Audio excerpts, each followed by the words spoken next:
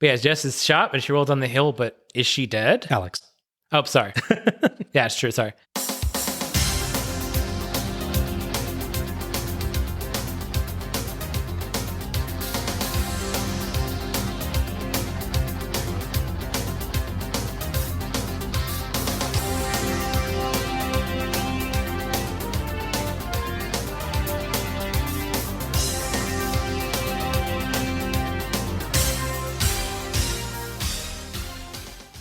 Hello everyone, and welcome to Let's Go to the Ring, where we take a look at the good old days and not so good old days of World Championship Wrestling series by series. I'm your host, Bob Moore, and I'm joined by a man with muscles in all the usual places people have muscles, Alec Pridgeon. Let me just check. Yep, we're all there. How's it going tonight, Al? Good, how's it going with you? Doing all right. We are getting ready for the holidays around here. Yep. Got your place all dressed up pretty. Mm-hmm. It's a fun season. Yeah. And the most festive film to cover, but it's not the most festive. It is kind of a present for me because I didn't have to do all the episode prep this time. Put more of it on you. But so I guess a present for me and coal in the stocking for you. Yeah, it's been one of those years. That makes sense. Well, tonight we find a WCW wrestler outside his natural habitat, as we've decided to take a look at the 1999 film First Daughter, featuring one Diamond Dallas Page. Will this be better or worse than the first DDP film that we reviewed? There will be less wrestling in it, which could go either way, really. Yeah, true. First Daughter, not to be confused with the identically titled 2004 film, or the other 2004 film with a very similar concept, Chasing Liberty, was filmed in Australia on an estimated budget of $5 million and first aired August 15th, 1999 on TBS. It has a runtime of about an hour and 42 minutes. It's rated TV-14. It carries a 5.5 out of 10 rating on IMDb and a 47% audience rating on Rotten Tomatoes. For comparison, Ready to Rumble has a 5.3 rating on IMDb and a 52% audience score on Rotten Tomatoes, so we're allegedly in similar quality regions, I guess. Yeah, that 5.3 sounds pretty high, though, to be honest. Yeah, I'm not sure I entirely agree with that rating for Ready to Rumble anyway. No, not really. First Daughter is the first of 3 films about Secret Service agent Alex McGregor, played in this film by Mariel Hemingway, in 2000's First Target by Daryl Hannah, and in 2002's First Shot by Mariel Hemingway again. It co-stars Gregory Harrison as President Jonathan Hayes, Monica Keena as Jessica Jess Hayes, his daughter, Alan Dale as Secret Service Director Daly. Has to be interesting when your character name sounds like a nickname for your actual name. Yeah. Doug Savant as Grant Coleman, Dominic Purcell as Troy Nelson, Chris Sadrina as Eric Nelson, David Wheeler as Michael Smith, and of course, Diamond Dallas Page as Dirk Lindman, which honestly sounds like the name of a businessman in some kind of Wall Street drama, which is not the character Page plays in this. No, he is not. Quite the opposite, yes. It was directed by Armand Mastroianni and written by Chad and Carrie Hayes. Is it slightly arrogant to name a fictional president in part after yourself, by the way? Yeah. President Hayes in this? Producers included Michael Gallant, Mads Hansen, Carrie and Chad Hayes, Tom Patricia, David Salzberg, who produced a lot of WCW Superstar Series videotapes in 1999. There you go. And Jason Hervey, who played Wayne Arnold on The Wonder Years and was Eric Bischoff's buddy. Yes. Just how featured is DDP? To find out, let's go to the White House, I guess. Yeah. Teddy Roosevelt wrestled in it, so it's kind of like a wrestling ring. And Lincoln lived there. He was wrestling. Yeah, fair enough. So Al, take it away. All right. So I'm the movie guy. I figured I'd get some more detailed information on our stars and featured players. So we have Mariel Hemingway. She is the youngest granddaughter of Ernest Hemingway, the famous writer. She's been acting since 1976. Her film credits include Manhattan, Star 80, my favorite, Superman 4, The Quest for Peace. Is that really your favorite? Of these movies? Oh, okay. And The Contender. Interestingly, in TV movies, she's played two real people. She played Tipper Gore in a movie about music censorship, yeah, Okay. and Maria Shriver, which I can see. Okay. luckily. Yeah. As a bonus, she was in a film from 2006 called In Her Line of Fire, Yes. which features a very similar premise to this one. The difference is she's rescuing the vice president who's been captured. Gotcha. And that's obviously a even more direct reference to the Clint Eastwood In the Line of Fire film, Absolutely. which is an awesome movie. It is quite good, yes. Going down the list, we have Doug Savant, as mentioned. He actually has a multi-decade career, going back to the original Teen Wolf, Cool. as well as the 1985 film Trick or Treat, Okay. as well as more recent stuff like The Rookie and Leverage Redemption. Oh, okay. That's cool.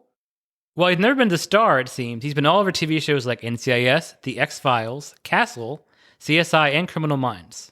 He feels like a very solid performer to have in your movie from his performance in this. I found I generally liked him. Yeah, absolutely. He also appeared in the classic threequel, Maniac Cop 3, Badge of Silence. Oh, and there goes the dignity.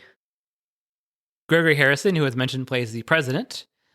This guy's been working since the 70s, appearing in stuff like Trilogy of Terror, the original show MASH, and Trapper John MD, a 70s sounding show if you've never seen it before. Yeah. I think I've heard of that one, but... He was also the lead in the TV version of Logan's Run. Oh, okay. For me, he's also notable as the lead in the cult classic film Razorback, in which he fights a giant razorback pig in the Australian outback. Okay. It's by the same guy that did Highlander. That is weird. Yeah. Well, music videos, killer pigs, Highlander. It's a natural progression. Yeah, I guess so. Most recently, he's appeared as the dad in a bunch of Hallmark Christmas movies. He's in his early 60s, late 60s maybe. I didn't do that math on that. And he's a good-looking guy, so I could see him playing the charming dad in those movies. My folks watch a ton of those, obviously, especially during this time of year, so I have to see if they've actually seen the guy. He's also currently on General Hospital, one of the few legacy soap operas to survive the purge that hit so many of those shows in recent years, even before COVID. Pre-COVID, a lot of those shows went down the tubes for whatever reason. Post, it didn't help, obviously. Monica Keena, she broke out, weirdly enough, playing Oksana Bayul in a biopic about her. Okay. I can't picture that, but, it's the 90s. She would later appear in such films as The Devil's Advocate, Freddy vs. Jason, and the 2009 remake of Night of the Demons. Okay. The director, as mentioned, is Armand Mastroianni, has over 60 directing credits to his name, such as the 1980 slasher film He Knows You're Alone. That one is most notable for featuring a young, even everything you know him from, Tom Hanks. Oh, okay. Famously, his character is killed off like, most young people in a slasher movie. But apparently test audiences hated that scene so much. Because even they didn't know who he was, they just liked Tom People Hanks. just love Tom Hanks. I mean, what? Yeah, don't kill Tom Hanks. Come on, you're crazy. So, they didn't go back and reshoot new scenes with him. They just cut his death scene. Yeah, so he just stopped. Just unceremoniously disappears from the film. Yeah, pretty much, yeah. He also directed a pretty silly movie called Cameron's Closet, which I reviewed on Mondo Bizarro Cinema. Oh, okay. I think I remember that one, yeah. He has many, many TV show directing credits to his name, such as the 1980s War of the Worlds TV show, Okay. the newer version of Dark Shadows, Tales from the Dark Side, The Dead Zone, and Friday the 13th, the series. The writers, they're the Hayes brothers. They will go on to write such horror films as The Reaping with Hilary Swank, the remake of House of Wax 2005, Okay. and get this, The Conjuring. Okay. Yeah. Yeah, the guys that wrote The Conjuring. Okay. Not what I would have guessed. Kind of amusingly to me, the films that were after The Conjuring sound like knockoffs of The Conjuring you would find in a video store, or I guess on Netflix now, whatever the Trying to recapture that, But yeah, so they since wrote films like The Crucifixion and The Turning. Before that, they wrote for such TV shows as Baywatch Nights. Shout out Jessica Slupa there. I'm sure she's probably seen one by now. Nice. They also work for Ghost Stories and The Flash. Oh, the 1990s Flash? Or Yes. Okay. Yes, correct. Most notably, though, for us, they wrote a little film called Shutter Speed, starring the man called Sting. Yes. Oh my gosh, I had no idea that was the same group. Yep. That one we have seen off camera. We have seen separately from the show. Correct. But I think that's definitely something we need to review for the show at some point. Yeah. Slight spoilers, but it has many of the same problems as this film in its use of a wrestler. Very much so. In that it basically doesn't use him as a wrestler or fighter of any kind. Correct. Yeah. But all that connection, I didn't expect a connection back to a different WCW wrestler movie. Yeah, that's surprising. Although, because if you think about it, they must have some sort of contract with TBS, maybe? Probably. That would explain some of that stuff. Yeah. B-roll of Los Angeles is shown as the credits roll, and we are introduced, quote-unquote, to Diamond Dallas Page. Yes, he's here under his wrestling name, because of course he is. Yes. The stage is set at a fundraiser for the president held by a fake director. I guess nobody wanted their actual name used as a scene for what happens next. Fair enough. The house, which appears to be far outside the city, is under the watch by mysterious gunmen in one place, and Secret Service, led by Hemingway, at least the main one we see, in another. Inside, there's drama as the titular first daughter wants to go to a club with her friend, but the dad won't let her. He's not opposed to her going to a club, he just hasn't a chance to check it out yet. Yeah. So he's making a perfectly fair thing, but, it's a teenage girl and all that stuff. I think it's a fair plot point. Yeah. Her side of things is very teenage, but also fairly reasonable. Like, you don't want your entire teenage years to be solidly controlled, approved activities and everything. But at the same time, you certainly understand his position, especially based on what happens later in the film. Yeah. It's not a consistent problem in the movie, but something about that first scene with the president, his daughter, and then when Hemingway, as McGregor comes in for that first time, it feels like they shoot one line at a time. Because there's this awkward pause at the end of each line where it'll go just long enough for the actor to clearly feel uncomfortable and smile awkwardly, and then it'll cut. So I think it's an editing problem, not a filming problem. There's probably some sort of complex reason for that, but, behind the scenes or something. But yeah.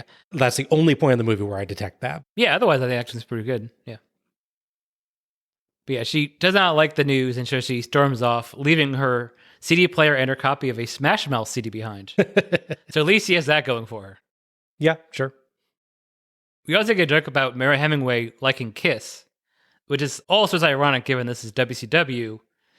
Famously popped a rating for Kiss and then made a wrestler based on them. True. So there's more wrestling connections than we thought when you think about it. Hemingway suggests a different trip for them to go on as the pair exit, and the music sting suddenly alerts us that danger is near. Is it me, or is the music sting sometimes very, very sudden? Yeah. They're not bad, it's just like, wow. There's interesting elements to the music. I felt like the opening music over the helicopter shots, opening credits, sounds like if you mix the Jaws theme with the Tom Clancy show. Yeah, I could hear that. Which would be a very interesting movie. Sam Fisher versus Jaws. I would watch that. I would watch that too. It's that's the thing with TV movies, I think, a lot, is that the music as a whole was good, but sometimes when it has to be dramatic, it's like we talked about before with wrestling shows where they played at the back of the audience, I guess. Mm-hmm. So they have to make music super obvious that it's a serious danger music. Yeah. So you can't possibly miss that it's just the subtext of it at all, I guess. Right, yeah. The world's worst sniper is watching as the president goes through the crowd. He very visibly has a shot of him, could easily pull his finger, it's much bigger. I was like, oh, wait, nope. He's too busy calculating for the Coriolis effect. Yeah.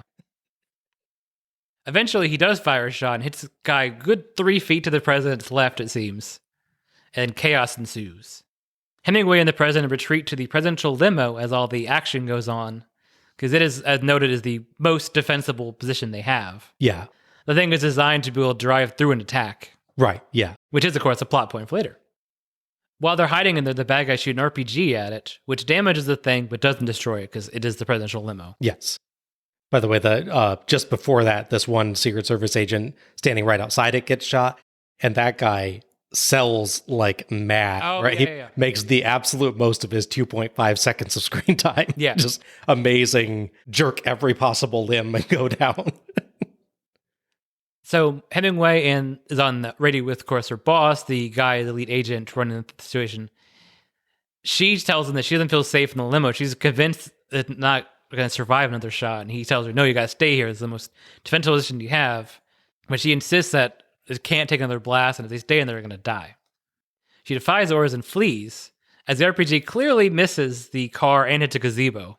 To be fair, it misses because I think it's her buddy, Agent Mark, shoots the rocket launcher guy. Oh, okay. So he gets a shot off, hits the guy, I think, and that's when the thing flies wide. I believe that's the sequence. I wasn't sure if it was that or if he was readjusting his aim. Yeah, it's a little hard to tell on there's a lot of quick cuts in this that aren't always put together very well. Yeah. You get a decent picture of events, but it's not always entirely clear who's shooting at who and who actually has a shot at who in this. There's a recurring thing to the movie where people are really bad shots until suddenly the plot says, oh, you got to shoot somebody, and then you immediately make the next shot you do. And actually, I'm thinking about it. I think you're right. I think he fires adjusting his aim and hits the gazebo, and then he's shot by Mark. I think you're right. Yeah. Yeah, either way, it's a pretty quick turn of events. Yeah. Also, quick question. Yes. Why was Alex told to get the president to the limo when she apparently did not have the keys to drive the limo? Wouldn't you get him in there and also evacuate him? I mean, at the very least, that thing is it is bulletproof and everything. So if you got a barricade somewhere, I guess that's the safest place. Sure. Yeah. It's just, it feels weird that they don't just have all of the agents have keys to the limo to drive the president. If you're going to have any one of them could be escorting him to the limo, you'd think then next step would be get him out. I don't know what the actual protocol is, but if I were setting it up, it'd be, everyone has keys to drive him. The only trade-off I would say with that is it might be a security issue, because if you have a dozen keys, that thing. True. So pick 3 agents. Oh, yeah, no, there's might be a good explanation. But definitely it seems like McGregor is one that he works with very closely. Yeah. That is the one that probably will have the responsibility for evacuating the president. So she should probably be able to drive the limo. Yeah.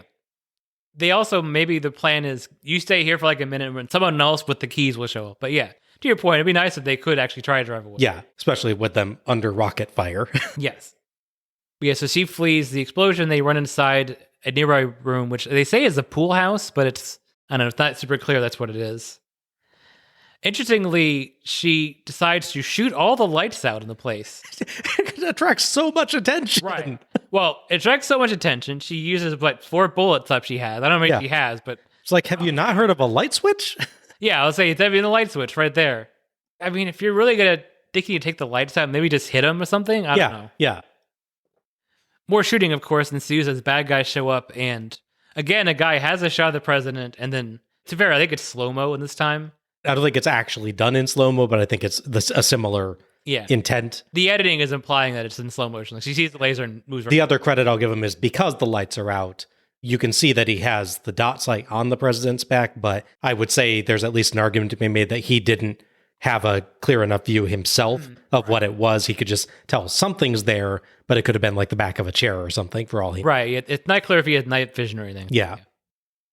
But yeah, more shooting ensues. Eventually, everything works out when the remaining gunmen are killed and Secret Service rushes in to save the day. Her boss, the guy who told her not to leave the limo, of course, is not happy. Yeah.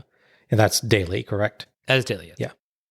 Yeah, him yelling at McGregor is 100% the angry police chief yelling at the rebellious hotshot cop that you see in every early 90s cop movie. It's just in a different setting. Hemingway does some really great acting there when Daly first enters. She hears the door open and just gives this nice little jerk that, oh, no, I'm in trouble. Right. That's a really subtle little bit, but really nicely done. Gotcha. 2 pieces of collateral damage include her CD player and, sadly, I guess, her Smash Mouth CD. Yes. Also, at some point, McGregor loses her pearl necklace. I'm just not sure what happened for her to lose it in the first place. She's not hit. I mean, she's not hit. I think it's just after the rocket launcher, isn't it? So it might just be part of the pressure wave or something. Yes. Yeah. It's not as obvious as the, I dropped thing in my hand and people ran all across it. Yeah. Yeah. 2 days later, the FBI show up at what seems to be the compound for the attackers. Unfortunately, they are spotted because, as will become a key plot point later, these guys have apparently really good radar that no one can get around. Yeah. I don't pretend to be an expert on radar, but it seems a bit much, especially later on. But it's more for plot stakes that they know who are coming. I think it's in part it's intended to be like a motion sensitive system, Right. Which, so, I mean, certainly those exist, and Yeah. you could probably set up with a reasonable degree. I think the exact portrayal of them knowing the precise locations on a map of the agents might be a little much, but Yeah. the idea that they could have something set up in the area that tells them that something's moving in the area that they don't want to be moving in the area, that Right. makes sense. And if you're out there in the middle of, unofficially, the Australian wilderness, you're not going to have a lot of people walking around, so I guess that would, other than, I guess, deer or other creatures, yeah. And as we see, they have cameras set up as well Yeah. that presumably are triggered by the motion sensor, so they can be like, oh, that's just a deer, or oh crap, that's a ton of FBI agents. Right. Our first shot of DDP, by the way, is 10 minutes and 30 seconds into the movie. Oh, okay. So since they've advanced, notice the Mushamen go into a series of tunnels that appear to be going underneath the cabin itself. Mhm. This movie is like 2-3 years after Ted Kaczynski and all that, and other people that fortunately did urban terrorism in the U.S., so it's clearly inspired by that and Right. what we learned from that. So it's not too surprising. But when you see the level of tunnel they have, it's pretty impressive they did all that. You took some time with this. Yeah. It's a very long weekend at the very least, Yes. doing that. The tunnels only work so well, though, because the leader and his henchman, who looks like Jim Neidhart, Yes, totally looks like Jim Neidhart, yes. they walk out of a tunnel and get captured. The idea is the FBI had, once they realize they have tunnels, they have like some sort of like metal detector or something. They're walking along the tunnels, I think. Well, and this is interesting too. So like they find out that there's the tunnel in the house because they step on part of the floor. Right. And the floor creaks. Yes. But here's a question. Yeah. Because there doesn't appear to be the usual like wires on the chair and rug to tug them back into place. Who put the rug and the chair back into place after they climbed into the tunnel in the first place? Yeah. It's like Shawshank Redemption where you get the poster falls back into place. Yeah, but it's like there's nothing. Yeah. There's clearly nothing attached to these things that would make that happen. So it appears that Casper the Friendly Ghost joined the militia and moved the stuff back into place. If anyone would be radicalized, it's Casper. But yeah, I mean, you literally could have just had the FBI agents look in there and be like, "Oh, there's a trapdoor," because there's clearly no way that this actually happened. Yeah, I mean, if there's nothing covering the floor, it's one thing. They have like a rope on the door and they pull it down. But if you have to cover it again, there's no way to do that. The captured leader, Michael Smith, looks like a low-budget version of Lance Henriksen. Yeah, for sure. The tricky thing here is, so the leader and the Jim Neidhart guy are captured because they go within one tunnel, but I guess there's a different tunnel some other direction. Yeah, they like split off. There's the one FBI agent that says, "Oh, there's another tunnel down Oh, there." right, okay. And then he gets blown up by a mine. Right. It is weird that they split up like that, though, because like 3 people in one and 2 in another, and like the leader. I guess it makes sense if the idea is like, at least that you would have different escape routes. I don't know that makes sense that you have this intricate tunnel system of multiple tunnels down. Yeah, right. But having different escape routes is the main point that they're getting at. The thing is, they never show where the other guys get out of a tunnel. They just show that they are out of the tunnel. Yeah. We see the leader and his buddy pop out of the hole on one side, and then we just see their 3 just standing and walking around the woods somewhere. Presumably, DDP was actually digging the tunnel by repeatedly diamond cuttering rocks. Ah, okay. It is a diamond cutter, after all. It could get through anything. Yeah. If you can cut diamond, you can cut granite, I suppose. Yeah, exactly.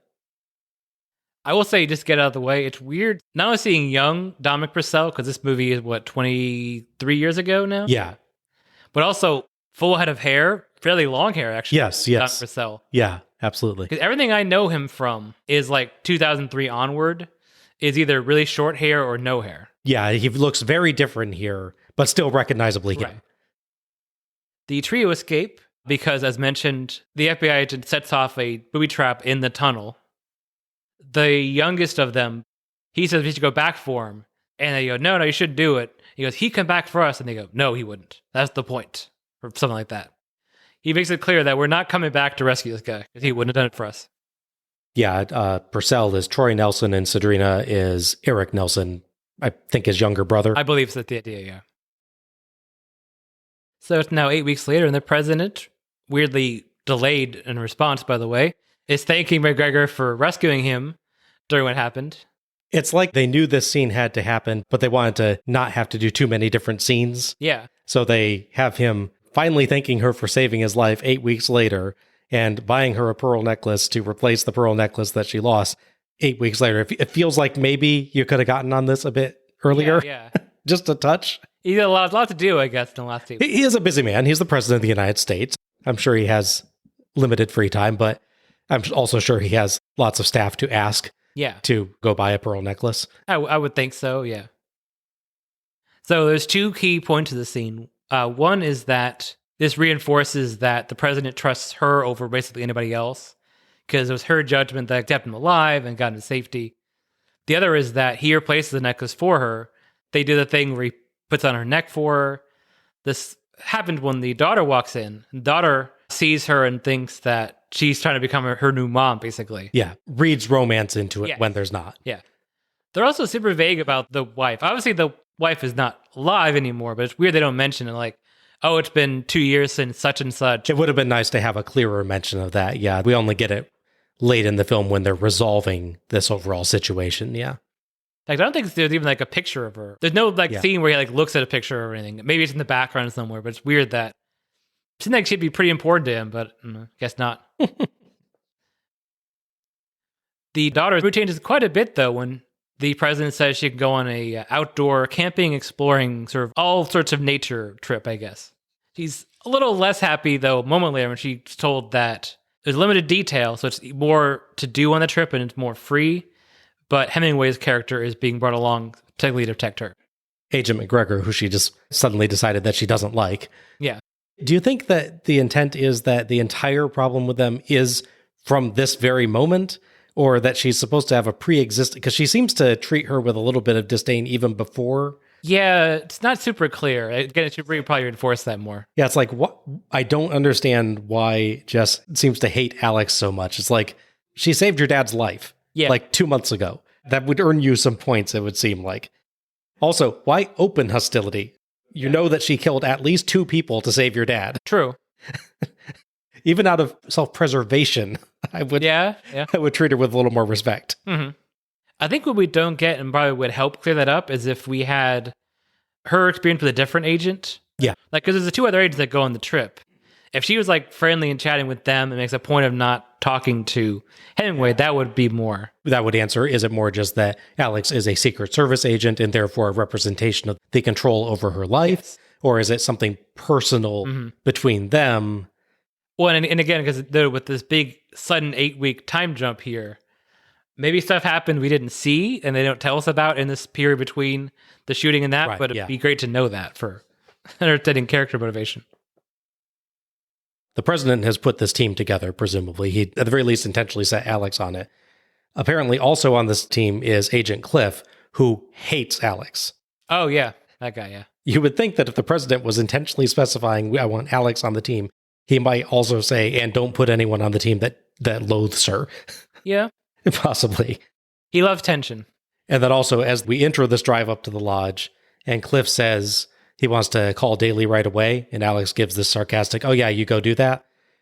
Our very next scene is Cliff and Mark, Alex's buddy, talking, clearly well after they settled into their room, as Mark is like working on his little book. Yeah. And Cliff says he's going to call Daly.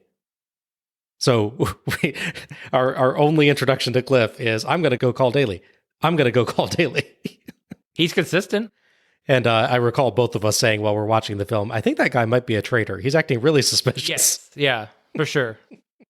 I mentioned that Mark, during the bit, is writing his work of fiction. Yes. He has Alex read it at one point, and she makes a little bit of fun of it. But is it slightly weird that there's a plot point in a movie that is a work of fiction about a Secret Service agent who will end up in danger in River Rapids, that is about that Secret Service agent making fun of another agent's work of fiction that is about a Secret Service agent who ends up in danger in River Rapids? Are you saying Charlie Kaufman wrote this movie?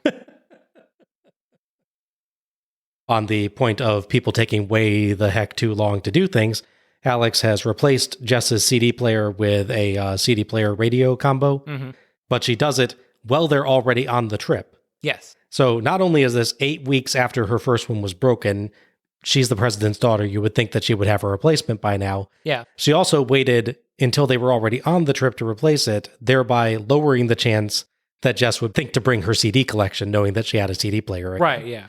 So she says, like, oh, you can go out and buy some CDs. I'm like, you could have just given her this before the trip, right? And then you wouldn't have a problem. She'd be like, yay, I have CD player. I can bring my collection. Right, yeah. Because it's not like she lost her entire CD collection in the attack. No. She lost the one Smash Mouth CD. Yes. Unless that was her entire collection. She's got plenty more. Yeah, I would think so. See, for us is why we're seeing it like that, because we have to know that she has this radio for later. Right. But I mean, you could have done that same exact scene at the White House before they left. Yeah. Be totally fine. I think the real reason that they have to do it that way is she has to be listening to the country music station for a plot point later to work. So she has to not actually have CDs. Oh, yeah. Otherwise, that doesn't work. Very true. On the night they arrive, Hemingway goes to a nearby bar. It's a very small, like, mountain town, so there's not a lot of stuff to do. She's seemingly working on her notes and preparing the security detail stuff for the trip. I'm sure she has a dossier and everything over that. This guy, played by Doug Savant, comes over and he insists that she dance with him or drink with them. So our first match is Alex McGregor versus drunk guy in a bar for the guy's wish to dance versus McGregor's solitude. Referee is nowhere to be found. The guy loudly and obnoxiously demands Alex dance two-step with him. He is at least nice enough to offer to teach her. The guy grabs her hand, Alex twists his arm around by the thumb and threatens to break his wrist. Alex wins by submission, retaining her solitude. I think that was still a longer match recap than Jimmy Valiant versus Wayne Bloom. Yes, I believe that was, yeah. Had more ebb and flow to it, for sure. It is also the strongest Alex has looked all film. I think it's actually a good demonstration of her having capabilities. Yeah. And if it paid off later, that'd be great. Yeah. So the next day, they prepare for their trip out to the woods. Who should end up being one of the guides to the trip? The guy from last night. I will say, I give him credit. He does a good job of, like, his reaction to that. Yes. You could be really over the top with that kind of thing.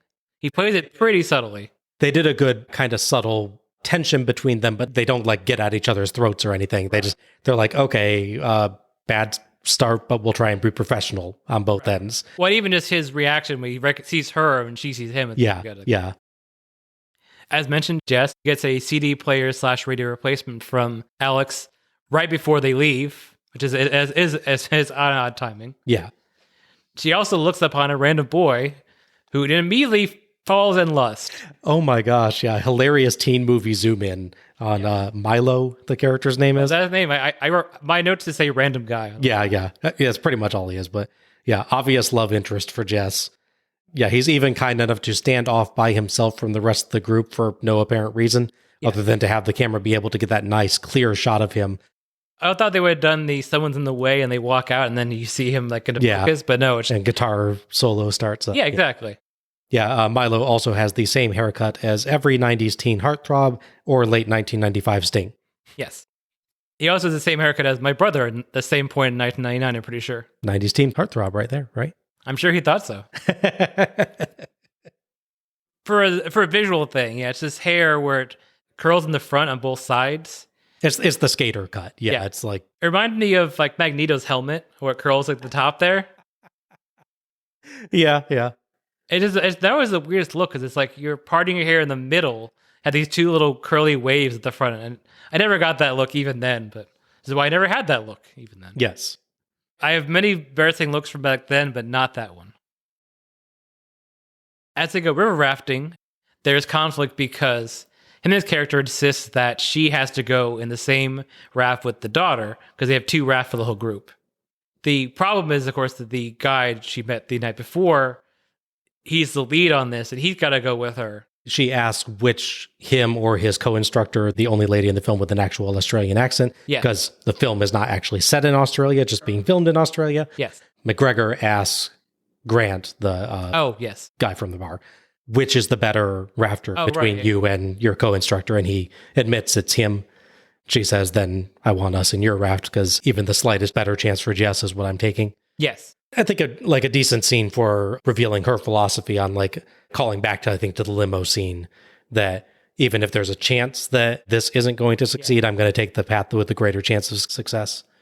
I will say to person note, I'm burned by dialogue like that, because I'm still stuck on Batman vs Superman with Batman to the 1% chance doctrine. Yeah. This is not that bad. He's not literally quoting Dick Cheney, but yeah.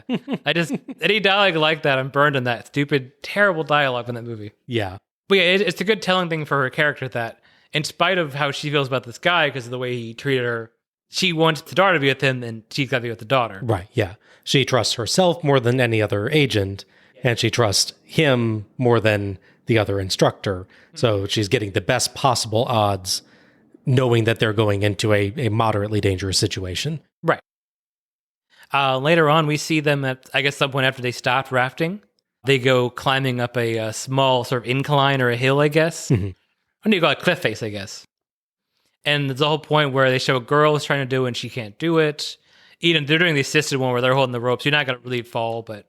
Yeah, this is Cassie, I believe it is, Jess's best friend. Yes. I think it's supposed to be the daughter of the film director who owned that house that got blown up, basically. Oh, okay. I think... I don't recall. There's one point where Mark says Cassie's dad is film director. Oh. So I think that's supposed to be the relation, but I'm not sure. It'd be weird to mention a film director 2 different times and not related. Yeah, it'd be a little bit strange. I think probably an attempt to, sort of humble her, I guess. Doug's character, it's just that Hemingway tried climbing and she's like, oh, no, I can't do it. But eventually she does it. And she agrees that if she does it, climbs all the way, then that's how it goes. It's if she fails, she'll switch to the other boat for rafting. If she succeeds, he has to call her Alex instead of Agent McGregor. That's right, yeah. She, being the heroine, of course, eventually climbs to the top, and there's a nice sort of knowing look of respect between the two of them.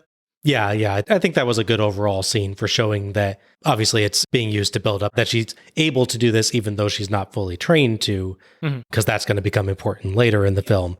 But also it's a good way of starting to develop the relationship between these two characters. Mm-hmm.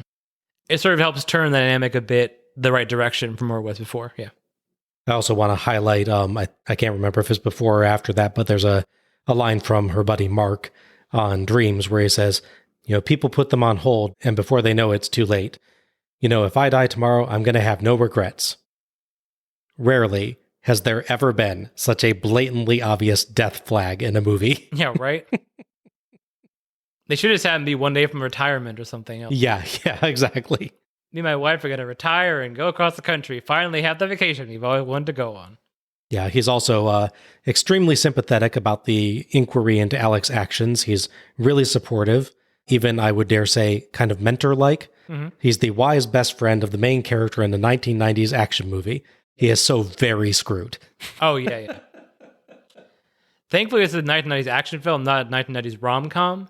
Because 1990s rom-com, he's got to be the gay best friend. That's true, yeah. Depending on the nature of it, he could be the gay best friend, or he could be the guy who's actually right for the main character. Oh, yeah, true. She doesn't realize until the very end of the movie, and he's just nice and supportive and always there. Be the ducky, yeah. Sure. But yeah, he's Agent Deadmeat for sure. Yes, definitely. In the following scene, the first daughter, talked up by her friend, finally goes try to talk to the guy she's in love with for no apparent reason other than he's kind of good looking. They have a line in the intro to this. I think Jess is the one saying, he just seems so different. I'm like, he's had literally no lines in this movie. When she finally talks to him, he has his first line after appearing 10 minutes ago in screen time. Yeah. Well, it's like the Twilight love romance. He sees him across the room and is like, I'm going to marry him one day. I think he might be mentally ill, honey. As bad luck would have it, and lazy writing in this case would have it, this is the same woods that the trio who escaped the attack at the compound are out hunting. Oh my gosh, yeah. DDP's first line in the movie, by the way, 36 minutes and 6 seconds in. Wow, yeah. Yeah, how big a coincidence is this, by the way? So they captured Michael Smith, the terrorist group leader, in Montana.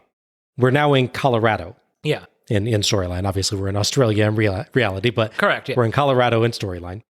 That is 2 entire states away from where the remnants of Smith's crew escaped, and yet it just happens that the outdoors trip that the president sent his daughter on is the exact same woods that the bad guys decided to go hide in, and they meet up in these woods not because the bad guys saw the president's daughter in town or on the news or something, but because the bad guys, while randomly chasing a deer, just happened to spot the camp and just happened to decide to take a look, despite the fact that getting anywhere near anybody at all is a very, very bad idea for them at the moment, considering they are wanted for crimes against the nation. Correct, yes.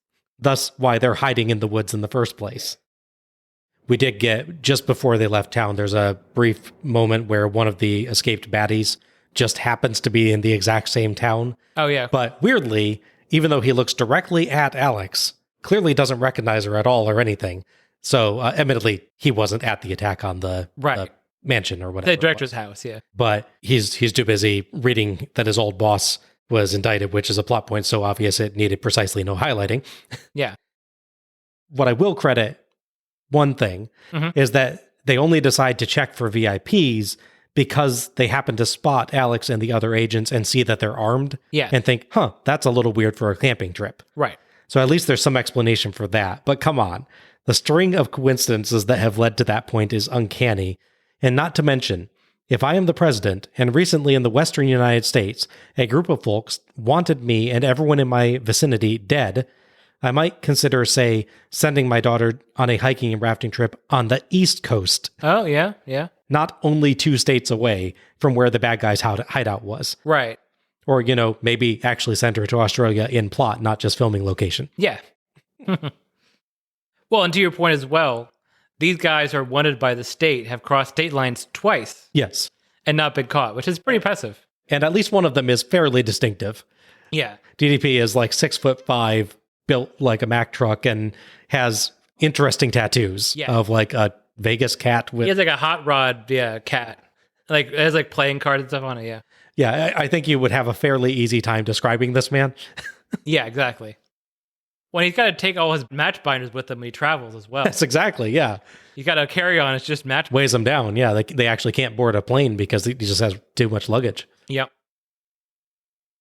Other thing to note is, so this is 2022. We're watching this on a streaming service. In this case, it's Crackle.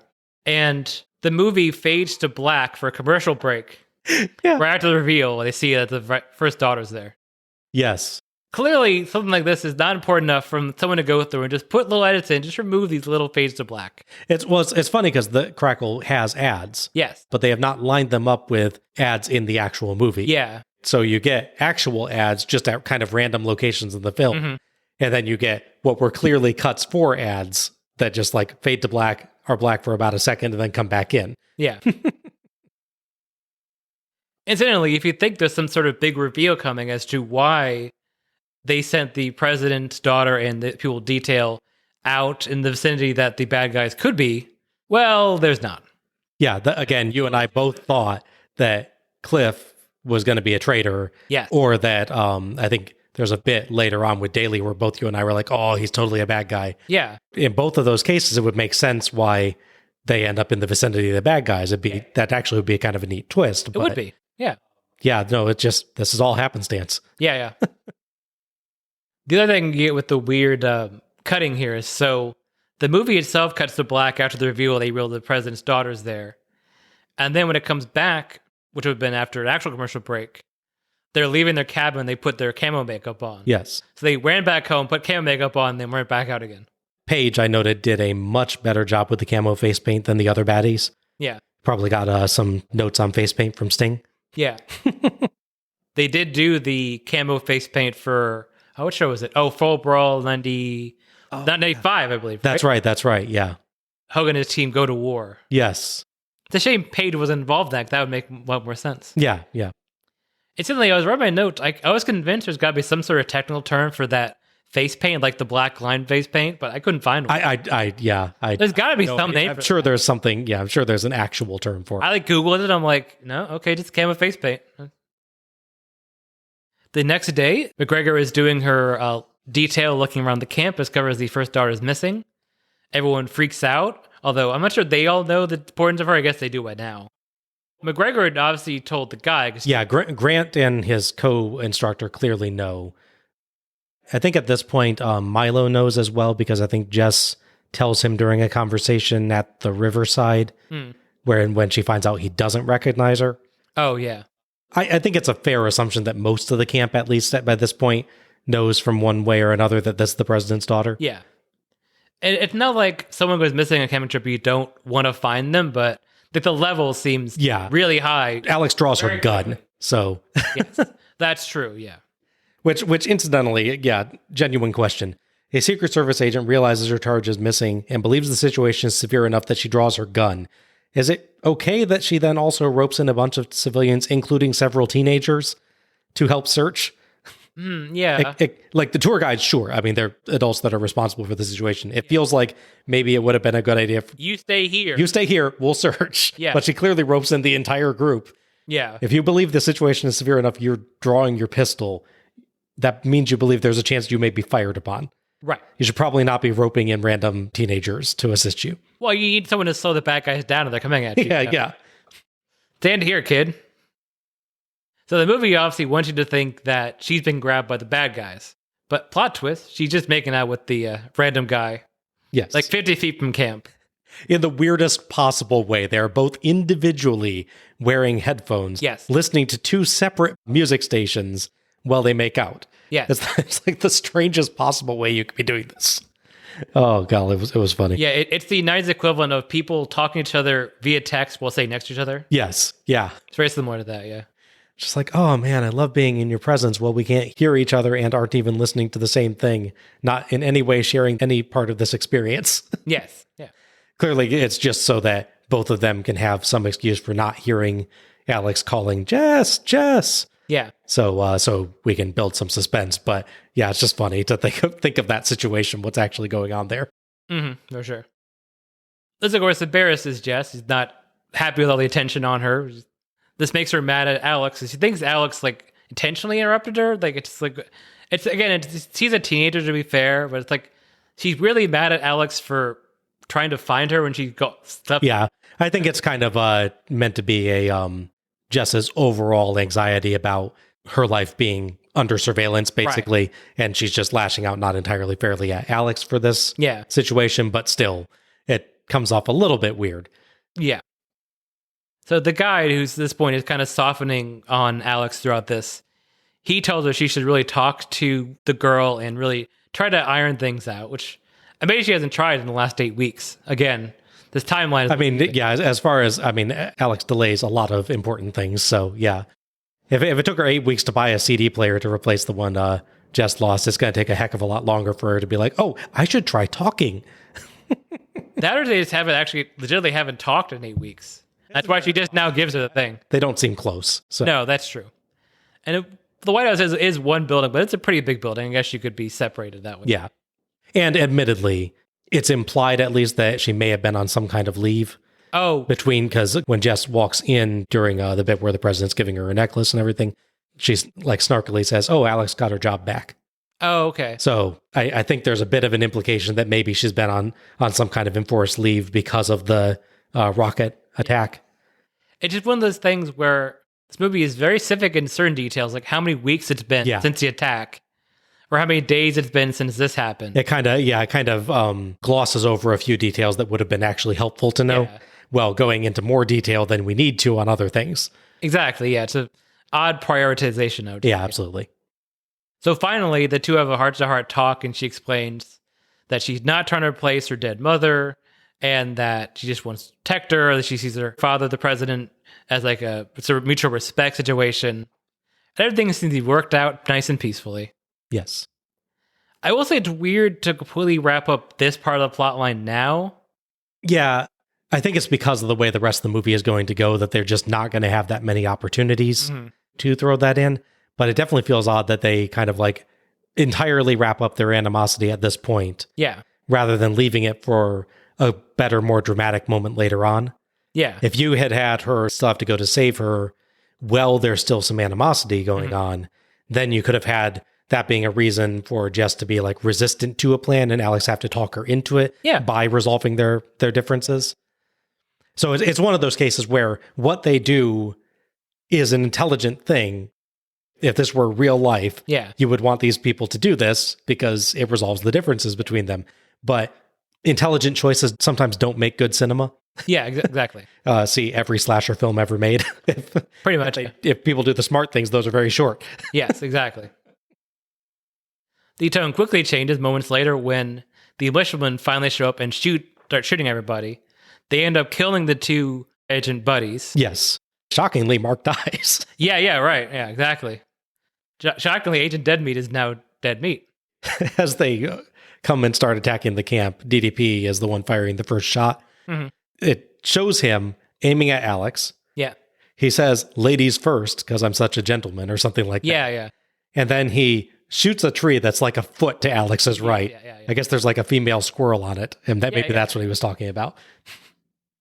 Alex is shot, and she rolls down a hill. Noticeably, there's no blood. We saw the Agent Deadmeat, her friend, is shot twice.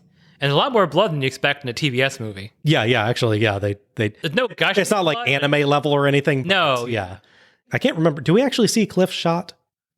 No, we don't. Yeah. We obviously see him dead later, but Correct, yeah. I think at that point, both of us were still convinced that he was actually a bad guy. Yeah, he left the camp, and then, thing happened, yeah. So Alex is shot and rolls down the hill, but is she dead? This is, again, we get another one of those fade out, clear ad break, and then fade back in to show that she's actually alive. Yes. So that was clearly going to be an ad break cliffhanger. Exactly. So at this point, she's now fallen down a very convenient hill, because obviously if she was laying down the ground where everyone else was, they would have double checked her and shot her again. Right, yeah. Because they clearly went and shot the other guys again afterwards. Yes. So she rolls down the hill. Turns out that they shot her in the chest where her cell phone was. And bear in mind, 90s cell phones, especially flip phones, give you a nice, good insulation for bullets. I'm pretty sure they busted that on Mythbusters, but in fairness, that's a well-established cinema thing, the thing in the pocket that saves your life. Yeah, it's like a book or something else, yeah. Yeah. The key thing with the phone, of course, is that the bullet went through fully half of it, so now her phone is dead. Yes. So on one hand, the phone is very useful because she's not dead. On the other hand, the phone is useless now because the big bullet end doesn't work anymore. Yeah, I actually liked that as a point, that it's like it simultaneously saves her life and screws them in another way. Yeah. That was a nice touch. I actually liked that approach. So she eventually goes back up the hill, and first thing she does is check the pulse of her friend, Agent Deadmeat. So I'm kind of torn in this, because I get it's her friend, and she wants to make sure her friend is alive or not. But he is covered in blood. It's fairly obvious, but at the same time, like, you'd hate to not have checked and find out later, oh, he was actually alive. And he's, written your name in his blood. Yeah. Alex, why didn't you save me? Yeah. I think I would check. Yeah. I guess you should still check, but I mean, really? Yeah. Yeah, I mean, under his shirt, which they don't show, he looked like Harry Von Erich's head in the last episode. Fair. So, yeah, I wouldn't assume he's alive there. But yeah. R.I.P. friend who was writing a novel. You were in this film. Yeah. It's kind of funny because he actually gets some buildup in the first scene. He's one of the guys that takes out one of the terrorists attacking the president. But yeah, he's kind of unceremoniously out of the film. I kind of thought that he would last a little longer, but I was expecting this film to, again, slight spoilers here. I was expecting this film to have more back and forth between the heroes and the villains than it did. Yeah. So I was totally expecting him to die, but I really wasn't expecting it to be like when trouble first starts, he dies. I thought it'd be the dramatic towards the end of the film, give my life to keep the mission going kind of death. Or like a halfway through the film, they try to rescue her and it goes awry. And like build up a threat type of thing. Yeah. They very quickly dispense of the extraneous cast members in this. One part of this scene as well is so much apparently happens off camera and they just sort of tell us it happened. Like, so the bad guys killed the two other agents, which that happened during the scene. But they took like their gun and their phone, which don't have bullets in them. It's weird. Like they took the guns, even though they thought Alex was dead. I guess it's just being thorough. Well, I mean, you wouldn't want the campers to get them either, so. One of the other things, so they wanted to kidnap the president's daughter, but they didn't want to kill these other people on the trip. Yeah, it's where they find Milo sprawled out. Alex finds Milo sprawled out on the ground, too, with a boot mark on his face. Apparently, they knocked him out, but just, they were nice and decided not to kill him. Yeah. There's no real reason that they didn't. Yeah. Like, it'd be one thing if this group was portrayed as criminal, but with some kind of weird code of honor. Right. Where it's like they want political change, but they're fighting for the people. Right. So necessary sacrifices, yes, but not just random death. Yeah, sure. But there's no like real implication of that here. There's no real discussion of what these guys' philosophy is at all. We're freedom fighters. Faceless, quote unquote, freedom fighter goons, yeah. Yeah. Right. It comes off a little bit strange that they only killed the people that they had to kill. Mm-hmm. Yeah, the only other injury in the attack seems to be that the female guide, the only Australian lady in the movie. Yes. I guess while running away, she hurt her ankle. It's not super clear what happened. Yeah, they don't really tell exactly how, but she's clearly like twisted her ankle or something, yeah. Right. Alex says she's going to look for the president's daughter. And she sends them off to get her off to medical help. Kind of her out of this thing stat. Yeah. He's got to go. The female guide goes off with basically the entire tour group, including Milo and Cassie, Jess's friend. And Grant says he's going to go with them, right, at first. And Alex kind of gets on his case about, Mo, I need someone to help me with this. He's like, look, I care about what's going to happen there, but my responsibility is to this tour group. Right. Getting the majority of them safe, then I can come back and assist with this. Like, he doesn't say no, but he's like, I need to get the majority of them to safety first. Yeah. And then they cut to the next scene and he's immediately just comes back for her. Yes. You're like, why did you bother with this argument? On second thought, I decided to go with you with it. It's like, what is it? 10 or 20 seconds of film between him saying, no, I won't help you, and him saying, actually, I'll help you. Yeah, because she goes off, but they don't say how much time has passed. And suddenly he just appears and go, I'll come with you now. By the way, you're going in the wrong direction. There's like barely any time has passed. Yeah. He's a man of principle-ish, I guess. Going back to them resolving the Jess and Alex tension pretty early, it feels a bit weird that they don't have anything happen between him deciding not to go with her and him deciding to go with her. It feels like you could have shown her struggling with something. Yeah.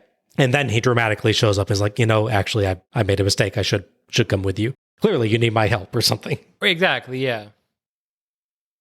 So some vague time later, we see the duo come across the cabin. And Hemingway says, you stay back, I'm going to look. Because she has a gun, she has experience, checking places for traps and, just checking corners and all that. A sort of SWAT training they give Secret Service people. Yeah. So it makes sense that she will want me to go ahead. Absolutely, yeah. Here comes that darn music cue, because suddenly something serious is happening. She goes inside and thankfully does not find a Necronomicon or a talking deer head inside.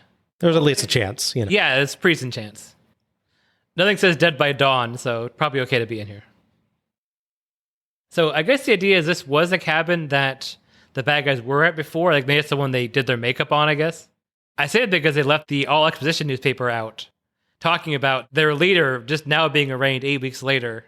Yeah, again, the most obvious plot point in the world. Guy who leads group that was responsible for attacking the president might get arrested and charged. Yes. And also, guy that we saw arrested earlier in the movie might be facing charges. Oh my gosh, how shocking. Yeah, so on the fake newspaper they have, that takes up 3/4 of what you see. I would pay attention to the bottom part of the newspaper headline to see what they sneak onto there. So the bottom part of the newspaper headline is about how researchers are suing over the profits of Rogaine, a now recent drug. Right. Sounds like a fun legal drama, right? You want to see these guys suing over their cut? I'd watch that. After this whole thing of I gotta be careful, you stay back here, I'll take the cabin. The guy just kind of just walks in suddenly after he thinks he's done. Like, oh, hey, how you doing? Yes. He's really good at this, but also really bad at this.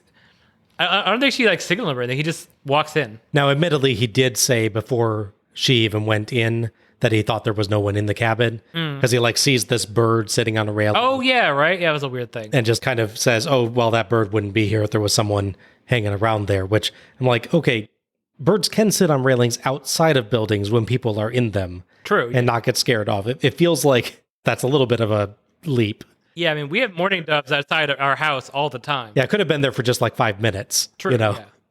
It's a weird bird-based person detection system he has going on there. I get the idea that he's if someone came this way recently, it would have been startled off.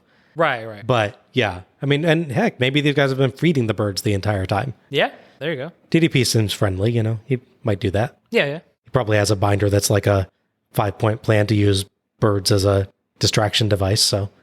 I could see that, sure. However, as they go to leave the cabin, Hemingway steps on a pressure plate, apparently, and now she realizes some sort of explosive there. I guess her training doesn't really cover checking the ground you're walking on. Just check the door, check the ceiling for traps. Don't check the floor for traps at all. This is the second time, by the way, that someone has found something in a cabin related to this extremist group by stepping on it. Right. Just the first time it was a trapdoor. This time it's an explosive.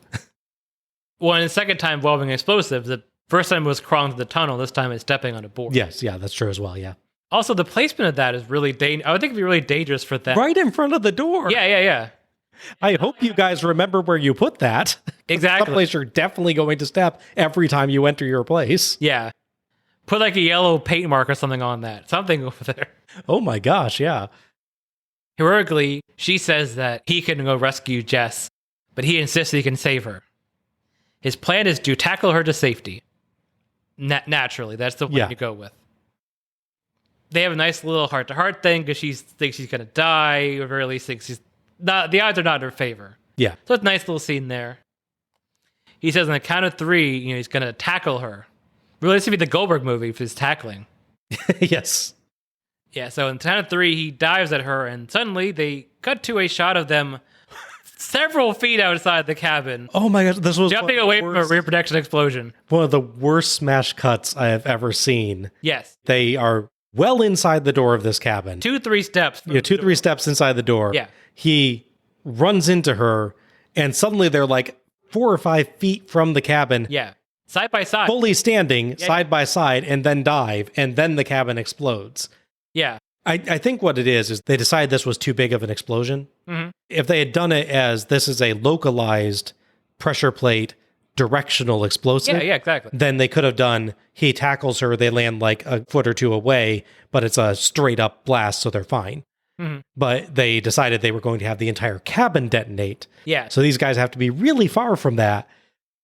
It's laughable. Both of us just about died laughing. It's so ridiculous. Came on because it's just like, most of the stunts in this film are not badly done. No. It's literally this one. Yeah. Just stands out for making no sense how they managed to get this far away from the building before that thing goes off. Yeah. You could have walked with how slowly it goes off. You could have just been like, oh, I just walk off the plate myself. Yeah. It's a very polite pressure trap. Yeah. It gives you a minute to walk outside, think about what you would do, then it's going to blow up. Yeah, it seems like it's a lot of communication making the movie, because one guy says, we'll have the stuntmen just dive away from a small explosion that shoots upwards, like he said. Then the other guy's like, no, let's have him dive away from a big explosion. Yeah. And we'll just reproject that on the screen. Yeah. The blending's not awful or anything. It's just it's the cutting between them. The smash cut itself is what is the problem, yeah. If they had them just running away from it and then cut to that, it'd be fine. Exactly. It's like he dives and then immediately they're separately jumping from somewhere else. He dives, teleports, and dives again, yeah. Yes. Well, and they land side by side as well. Yes. How did he tackle her exactly? Yes. His plan was to tackle her from behind, by the way.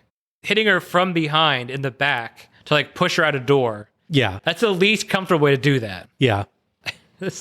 So many things about this scene. It's just, if you ever watch this movie and think, is this a TV movie or not? And you see this scene, you're like, oh. It's a TV movie thing, yeah. Exactly. Yeah, it's like we got to have one big, massive effect in the film. It doesn't matter whether it makes sense or not. Yeah. If I went online and looked for the trailer for this, assuming it's even on YouTube. I would bet this is in it, yeah. Yeah. But can they make it? Then cut to the explosion, yeah. Yeah, it's like, it's so close to working, honestly, but it just doesn't quite make it there. By far the silliest scene in this movie. Yeah. It really kills the tension of the scene because it's like, oh, it's a good, nice moment. They're genuinely doing a good job with the acting leading up to that point. Yeah, they build the staging, everything is good, and then it's just then suddenly it's a good self-sacrifice thing for her, and it's a nice display of him having a hidden bravery that we haven't seen to this point. Sure, but yeah, it's just like it's just about killed dead by them teleporting out of an explosion. Right. Further in the woods, away from all that silliness, we see the bad guys that set up a satellite relay, as you do. And they see to broadcast their demand for the video they're shooting of the first daughter. The demand, of course, is to free Michael Smith, the guy from the newspaper. The low-budget Lance Henriksen. Yes. The guy who instantly has had no lines in the movie. Yeah, I don't think he ever says anything in the entire film. He does do a good job of looking like a creepy terrorist leader. Yeah, sure. He definitely has the right look for it, and kind of he gives like the good crazy eyes, but like driven crazy eyes, not just Sid Vicious crazy eyes. Right, yeah. But yeah, it's funny that they use him as like the central plot point of this movie, and never give him a single line in the entire film. He's the most important, but also least important character in the movie. Yeah, it's interesting. I really want to credit Harrison's President Hayes acting in this scene. He does this amazing job of really subtle emotional changes as he's seeing the hostage video. Right. Going from initial shock at seeing her to worry for her to anger at what's happening to her. And over the course of that scene, he just really nice, subtle acting in it. It doesn't overdo it at all, which is really nice. Yeah. But yeah, the demands is you must free our leader and we'll trade the girl for him. And of course, because this is a movie, all this is untraceable, apparently. Yes. It's satellites and computers or something. It's just weird that these people that live in the backwoods, and I would say they buy off Amazon, but it's $19.99. I don't know where they buy it at this point. I guess sporting goods stores and... They bought it from the actual Amazon. Oh, no. There you go. Yeah, right. They're sort of like retrofitting equipment. They could somehow out-advance the technology of the White House and the government. Yeah, that's the thing with a lot of films. Oh, yeah, it's not just... in this kind of genre. It's the bad guys actually have to be kind of super capable in order for the plot to work. It is questionable, but I think it's one of those things in a lot of those films. You either have to be willing to do a lot of extra plot work, and to be fair, that's what you should do. Yes. But a lot of them take this shortcut of these backwoods extremists are just magically really awesome at technology, high technology. We then cut to the rest of the group that wandered off to get to safety. And we see Jess's friend and Milo, I guess the boy. They get tired of watching them drag this poor lady behind them who can't walk. Yeah. They ask her for direction to a cabin because the friend was told, go here and contact the president. Contact Daily specifically. Oh, I'm sorry. Secret Service. Yeah. Alex gave her the direct number to the Secret Service so that she could get in touch with him, let him know what was going on. So she gives them directions to go to a cabin. And the next scene's kind of weird because they play it like dramatically, like they approach a cabin. Yeah. They're like, what's going to be at this cabin? Yeah, it's weird. It's like, it's the cabin that they were given directions to. Yes.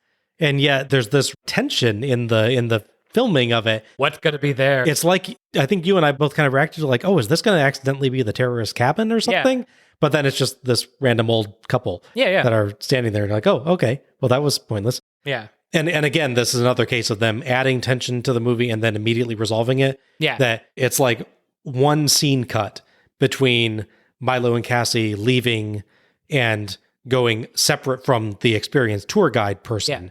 So that you could legitimately be like, oh, will they actually be able to make it there, follow directions? You could picture another part of the movie, couple scenes or something, being them dealing with not being able to find their way in the woods or something like that. Yeah. But they set off on this. There's like one cut to one other scene, and then we cut back to them and they've reached the cabin. Yeah. And then like the White House gets the call and we don't even see Cassie making the call. It's just, someone walks in and is like, oh, Jess's friend Cassie contacted us. Yeah. By the way, Alex is alive. Yay. One scene after we found out that the president thinks that Alex is dead. Yes.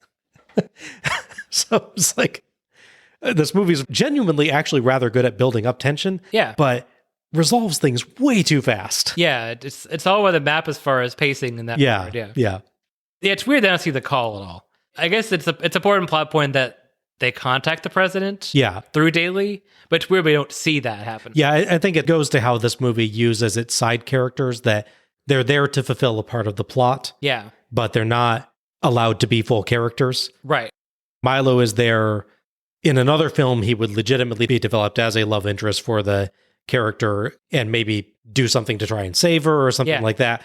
He'd have more of a role in the film. In this, he exists purely to be the cause of her disappearing at first and to let Alex know that Jess was taken. Correct. And beyond that, he has no purpose in the movie. Yes. And same thing with Cassie. She's there because Jess is supposed to have a friend. Yeah. So there has to be a friend. And she's there to get this message to the president. Yeah. Beyond that, she has no role in the movie. In fact, on that point, both of them don't appear again until the end of the movie. Right. Yeah, they literally are gone from the movie entirely. I legitimately, when they showed up in the movie again, I remember saying this to you while we were watching it. I remember saying, oh, I forgot those two existed. Yes, yeah. I forgot those two were in the movie. Again, it's a pacing thing. It's a character thing. You see this happening time and again in this film. The characters are there to fulfill one role. Yeah. When they're done with that role, they're gone from the film one way or another. Yeah, exactly. Rather than getting to be full characters. The next scene we get is at the camp where Jess is trying to talk to the young militiaman, figuring she can reason with him, because obviously DDP and his crazy cat tattoo is not the guy you reason with. And Purcell is not a guy you reason with as well. Yes. But he doesn't want anything to do with that, cause, at the very least because his brother is watching him and he's not going to talk to her while he's watching him. I do love her line. She's like, do you do everything he says? And he's like, well, he's my brother. And she's like, Cain and Abel were brothers. That's one of those lines that sounds good at first, but then doesn't make much sense once you actually think about it. Yes, Cain and Abel were brothers. That is literally the only similarity between these situations whatsoever. Right? There's no implication that Troy or Eric dislike each other, they're jealous of each other, anything like that. It's like if you said to me, Bob, I'm friends with John. And I responded, yeah, well, Jeffrey Dahmer had friends too. Yes, that's very true. It'd be a little bit better if this actually went somewhere, like Eric ultimately betraying Troy to help Jess, or Troy killing Eric because he thought he was going to help Jess or something. But like most subplots in the film, it's entirely pointless. It goes nowhere. No, that's true. Yeah. It's just like, okay, I get what you were going for. Yeah. Jess also does her first escape attempt, which is sort of casually walk away, because there's 3 people at the camp. 2 of them just turn their back on their one hostage. So she walks off, only for DP to suddenly be around the corner. Because yes, he's also in the movie again. Well, I mean, it's funny what they think the audience is going to think about this. Like, did they expect us to think she had a chance? Because we see 2 bad guys on the scene. DDP's not there. Correct. But we haven't been shown him doing things like super far away from the camp or anything like that. Like, again, getting into where I thought this was going to be more of a cat and mouse thing between the heroes and the villains or something like that. If you had him having been in conflict with, say, the tour group or something like that, to add some tension to Milo and Cassie's bit of the story or something, then it would make sense that we might think, oh, he's not there, but there's a reason he's not there. Yeah. But he's not there only so we can do kind of a jump scare. Yeah. With him showing up in the background. There's no explanation for him not being there. So, of course, the natural thought is, oh, he probably is there. Yeah. So, yeah, I don't think either of us bought that this was legit chance. All you need is one line of dialogue. You could have the younger brother say to the older one, like, ask if Dirk... Yeah. His name Dirk? Yeah. Dirk, yeah. I thought so. Because I'm thinking of literary characters named Dirk. There's a few of those around, obviously. Dirk Gently is one. Yes, Dirk Gently, awesome. Yeah, and Dirk Pitt from Clive Cussler novels my dad reads. Yep. You could ask him if Dirk is back, and then maybe he doesn't answer because he's busy working on something. But then when he appears, like, oh, I guess Dirk is back. Yeah. I was like, his plan was to just wait 7 feet away. Like, I'm just chilling next to it. I mean, it worked. Yeah. He found her. Just seems like he could have prevented her even trying to get away by just standing slightly closer to the camp. Right. And if she hadn't walked in a straight line away from the camp, he would have been waiting there. Oh, she go take a left. But trust DDP, he has those binders. He worked out the exact proper position to stand to stop an escape attempt. He knows where to be. Throughout this, we cut occasionally back and forth to Hemingway and the guide. At one point, he's telling her that we can't keep going because it's raining. She insists that we have to go. Yeah. So again, you have a little bit of tension there because she's focused on the mission. He's thinking of health and safety. Yeah. He's still concerned about rescuing her, but he's convinced that the train's going to wash away the tracks. There's no point in going. Yeah, they have to change plans, basically. Yeah. I liked that scene, but the way it resolves was a little bit weird. That he's like, it's not safe to go while it's raining, and it probably washed away the trail. We need to think about this. He proposes this alternate path. He says, it's going to be risky, but they can take it. But then they leave while it's still raining. Yes, they do. And it feels like his argument was intended to be, we're going to need to catch up because we have to wait for the rain. Right. That's why we need to take this alternate path. Sure. But they leave while it's still raining. So it's kind of like you're making it even riskier for less reward because you don't need this alternate path to catch up. It felt like a little bit of mixed messaging there where if they just said, let's wait till it clears up, then cut, and then you show them at the start of the alternate path later, right? Then that would work. Well, and then next time we see them, and they're taking that alternate path, it's not raining. Yeah. Some time has passed, obviously. Yeah, I think they had 2 different concepts for that scene, and they accidentally mixed them together. Very possibly, yeah. Yeah. But yeah, so the alternate plan is to climb up this big rock face and somehow get ahead of them. I'm not really sure.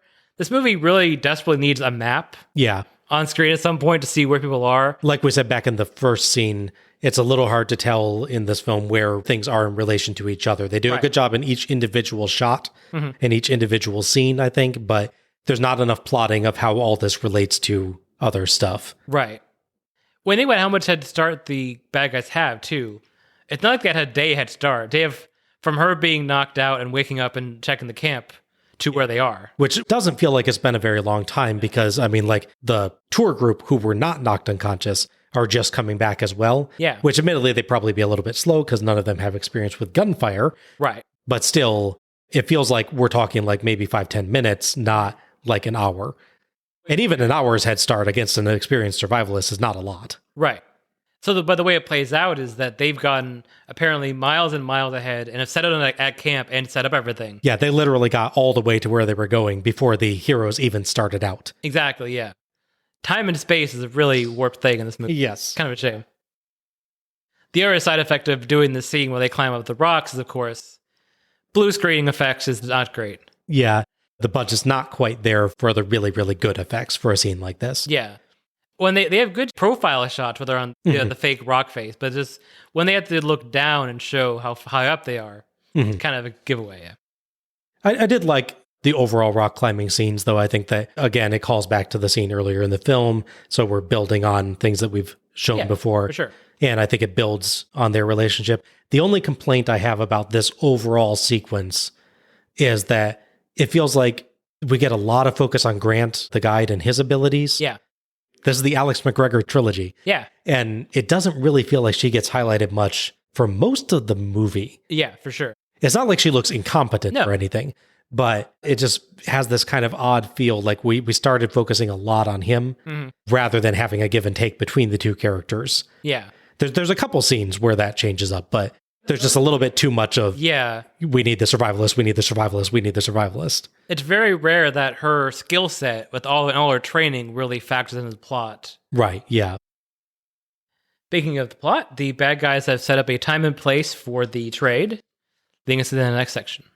Again, we have, I think, a little bit of wasted potential in that that moment when they're sending the video of their demands, because the president asks why didn't they show Jess? Which is a weird plot point because there's actually no reason for them not to do it. Yeah. They kind of like hand wave this explanation of it's to make you push harder for Smith's release, but that makes no sense to me. No. Because he's going to work harder if he can see that his daughter is still alive and you can threaten her to his face. True, yeah. It makes it look like they lost her. It does, yeah. But they didn't. That's where I say it's like a bit of wasted potential. If she had gotten away briefly instead of immediately getting found by Dirk, then you could have had him say, oh, why didn't they show Jess? And, have them be clued into, things might not be going right for them. We might have a chance. Yeah. There's a lot you could do with that. But instead, she's there. They just don't show her because they don't show her. And this is where the second time in the movie I thought that a character was totally going to be a traitor. Yes. When Daly starts having these really meaningful looking glances over, I'm doing meaningful looking glances over here right now. Yes. At this point on the wall that has nothing on it. Daly, the Secret Service boss, starts doing these meaningful glances at the picture of Michael Smith. And obviously it turns out to mean something completely different. Right, yeah. It totally looks like he's actually a bad guy. Does, yeah. And is loyal to the group and is like, I'm going to get you out, boss, no matter what. Something like that. And he's just said something a little bit weird about he insults McGregor while they think that she's dead, like apologizes for sending her on the mission because she wasn't reliable or something like that. So that makes him feel a little bit traitory. And then there's something else he says as well that I forget what it was, but that's so a traitor line. It feels like he's not 100% on the side of the good guys. Yeah. Yeah. Like you said at some point earlier, there's this undercurrent, like someone there is responsible for sending her to this trip, knowing that the bad guys were there. And it feels like it's him.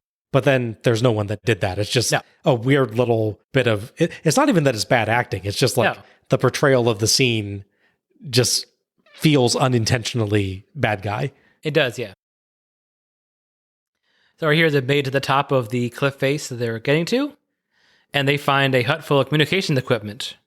This is a point where, again, Grant, the survivalist guide's skill set really comes into play so much, and very little of her stuff comes in. Because he knows, where the radio stuff is, he knows how it's powered, he knows it's on. The one thing I will say with this scene that helped it a little bit is she's the one that knows how to get a secure channel to the White House. Right, that's to say that you have to get a little bit here. Yeah. This scene is what I hoped the rest of the movie would feel like. Right. Where his stuff is definitely necessary, but her skills are also definitely necessary. Yeah. It's a better split in this case. Absolutely, yeah. Than a lot for sure. Yeah, she realizes that if they just use the radio and call out, the all-knowing, all-seeing bad guys in their amazing technology will realize this because they're checking all the channels. I guess TDP's just sitting there checking every channel. If anyone would, Right, yeah. He has the notepad of every possible thing and he's making check marks next to it. Yes. So she sends a message via Morse code, which I guess they're not checking.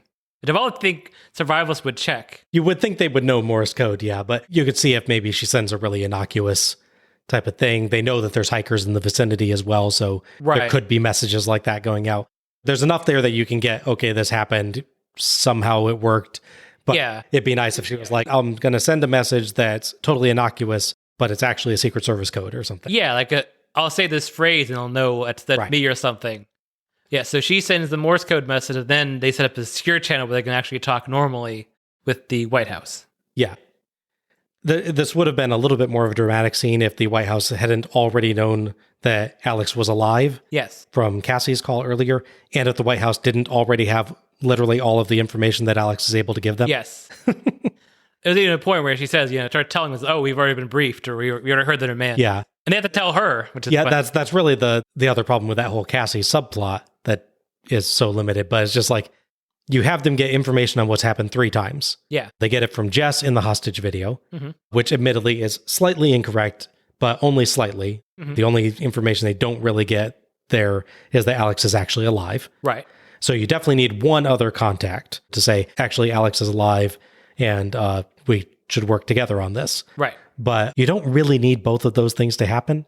No. It actually would have been a lot more dramatically interesting if Cassie hadn't made it or was not sent to give the first message. Yeah, she just says, go to town and get safety, and I'll contact them. Yeah, and so you get the message from Alex then. Yeah. And you're like, oh my gosh, Alex, you're alive.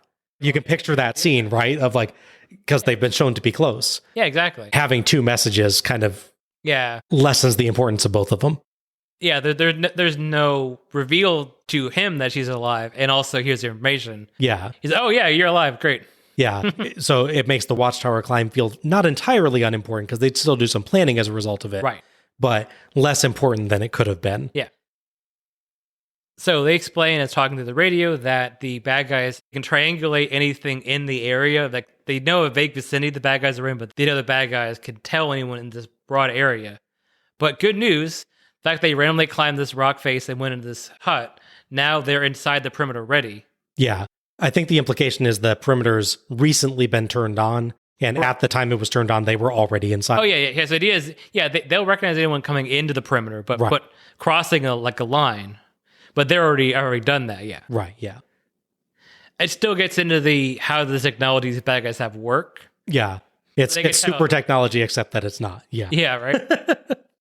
And as you noted, while they're discussing the plans about what they're going to do, Daly goes and looks at the picture of Smith on the wall and looks sort of knowingly. It's not clear what his motivation is looking at that picture, but he's getting something out of that picture looking at it. I want to say at this point, audience, before we reveal what that is later, I actually did call it.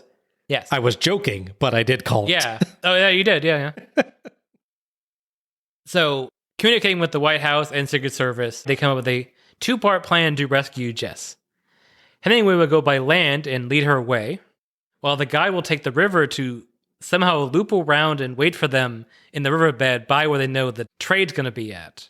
So he's there to wait for their escape and help them get away fast. He's going to provide them transportation. Right. He's the wheelman, or the paddle man, I guess, in this case. I guess paddle man, yeah.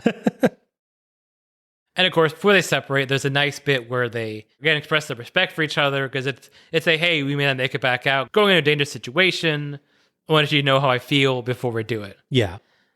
They could have easily gone too far in the scene and had professed love for each other. So I'm glad they didn't do that. Yeah, these two have had really good chemistry together in general on the screen, I think. And this scene's another example of that they do it exactly the amount they need to for it to make sense for the progress this relationship would have made in this time. Yeah. I think.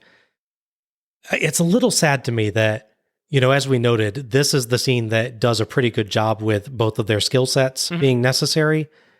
And it's the last scene that they have working totally together. Yeah, that's true. It's like, oh, we've had this entire sequence of them walking through the woods together. Yeah. And just at the end of that, you finally figure out how to do it right. And then you're not going to do it until the very end of the movie. Yeah, I can see that. Back at camp, Purcell tells his brother that they're going to make the trade and then he has to kill the girl. Yeah. He does not seem 100% on board with that, which is important for later. Yeah, again, it's kind of an arc they're going for where he's definitely a bad guy, but he's really more controlled and led by his brother. And he's not on a fix it. redemption arc. He's on a hesitation arc. Yeah, exactly. It's not ever implied that he's not going to do it. Correct, yeah. Yeah. He's got to think really hard about doing it, but he's still going to do it. Yeah. Yeah. If I recall correctly, so this makes sense, I think how they've set up the trade is that Smith is going to be dropped off by helicopter. Yes. Once they have Smith, they will release Jess. Correct. But I think they say 2 hours later. I think there's some sort of delay. There's some sort of clear delay. So the implication is they can take her back to camp, kill her, get away. Right, yeah. It's not that they're going to get Smith and then immediately shoot her on scene. That's not the original plan anyway. Correct, yeah. So eventually Hemingway climbs up another bit of rock and is just below where the camp is at, which is conveniently right when DDP, who's still in this movie, by the way, kind of walks by and looks around. She's like hiding against the rock. Yeah, he's all Nazgul looking over the cliffs at the hobbits. Yeah. I thought for sure we were going to get a fight scene. Yeah. He's so clearly about to see her looking at her. I thought one of two things was going to happen. One, we'd get a fight scene justifying them hiring a professional wrestler for this movie. Mm-hmm. Or two, he'd just get shot right here because she has her gun drawn. Yeah, she does, yeah. But admittedly, she has a reason not to fire at that point because the other guys are around and she doesn't have a shot at them yet. Right, correct. Well, the problem with this scene, I like the idea of it. Like, he's looking nearby and she's hiding. Because, again, she can't fire the shot without alerting everybody and putting Jess in danger. The problem is we only ever see it from a front-facing camera angle. Yeah. Where they're both in frame at all times. We never get, like, someone from behind him or his perspective. Where you can see that there's an overhang enough that she can hide under it or something. Yeah. We see them, like, 2 feet away with a tiny bit of rock there. The EP is slightly more observant than a tree stump in this scene. Yes. And they even play a bit where she accidentally hits some rock and it falls down. He goes back over and looks at it. He still doesn't. He got 2 looks and failed to notice her at all. Yeah. Because at least in the first time, he's not somebody looking for someone looking down. He's looking just out into the expanse. Yeah. They got a beer commercial or something. He's planning out his next match notes. I mean, his mind's not on the terrorist gig. Right. This is short term. He's got to get back to pro wrestling. But then when he comes back, somebody looking for someone or something that made noise. Nope. Doesn't see it. Admittedly, like, okay, wind gusts maybe could blow rocks off cliffs too. But yeah, you would think you would look a little bit harder. Yeah. The next thing gets into the issue I have with this movie really needing a clear map and see where people are at all times. Yeah. So the guide goes back to where their boats are. Oh my gosh, yeah. He gets all the way back in the span of a single scene cut. Yeah. It's taken them the entire movie to this point to get from where the boats are to this. He sends her to climb a small area, and he has a nice scene where it's tough, but she makes it up. She perseveres. Yeah. Meanwhile, he makes it back to the beginning of the movie practically. Yeah. To where they dropped all the boats. Yeah, did you go through a wormhole? What the heck? Yeah. He has a super secret shortcut, or it's right nearby. Yeah, it's so strange because they've been walking for this entire time. Yeah. Through what seems like quite a distance. And he's just there. Yeah. And so in the time it takes him to do all that, apparently, she's still at camp, and she's just now gone from the bottom of the rock face where she was hiding to a nearby bit of brush and tree somewhere watching things happen. Yeah. I think what would have helped this is if they put the scene of him running down to the river just a little bit later in the film, like after this scene. Oh, yeah, there you go. Because I totally buy the fact that he is river rafting. He gets to the final confrontation faster than her. That's fine, yeah. But it feels like it should take longer to get to the boats in the first place. Yeah. So just switch the order of the scenes a bit, and you're good. Yeah. Well, and to your point of establishing tension and immediately just ending it. Can he get back in time? Oh, he did. Yeah. He just does. Yeah. So this is finally where the whole radio thing pays off. Jess has no CD player because she was not told he could have one, so she's listening to the country music radio station. They are able to tap into the radio somehow. I'm not entirely sure that's the thing you could do. White House things. Okay, sure. something transistors, I guess. And so she's now able to talk, her and the president are able to talk to Jess through the radio, which I guess only she's listening to, the station. Yeah, I think the idea here is they say it's the only radio station that plays in these parts. Mm-hmm. So they know for sure that that's the one she's listening to. Right. And I think the idea is they actually like get with that station and say, hey, can we broadcast? I'm like, yeah, that part's not super clear. It's just, or can we take over your frequency type of thing? Or rather, more likely, we are taking over your frequency. Yeah, it's not a question. There is no can we. We are the White House. We're doing it. They're somewhat lucky that none of the terrorists happen to be country music fans, I guess. Yeah, right? Against all odds, being kind of rednecky. But yeah, it works. I kind of like it as a concept. Just maybe, again, one of those things you could have used a tiny bit of extra justification for, but overall it works. I kind of really want to have a scene where they showed someone else listening to the station. Like, what the heck? Jess? Who's Jess? What song is this? Yeah. Yes. Very confused. So it was this actually pretty nice scene, honestly, where she's talking just to the radio and tells her to, with the headset still on, pretend like you can't hear them, and go towards the brush where Alex is at. She gets out of Jess that they have let her take bathroom breaks. Yeah. So she has just asked them for one. Right, yeah. I guess fortunately Jess hadn't done that recently. Yeah. And yeah, then, like you said, has her walk towards where Alex is hidden. Yeah. While this is happening, DDP sees her and calls out to her, and she tells Jess, don't, if you acknowledge him, then obviously he knows. Then he knows the jig's up, yeah. Exactly. But at the same time, like now the director's on the line, he's saying, don't do that, because he's going to he thinks like DDP's going to shoot her, I guess. I think the idea he has is if she fires, the other two are going to be alerted. There's no guarantee that she'll get Jess out in time. I think it's a legitimate tactical dispute between the two of them, it feels like. It's not him just being, at the time we thought, no, you're a traitor. Right, yeah. But the actual meaning of the film is just that these two have a different approach. Right. That he's by the book, she's not quite by the book.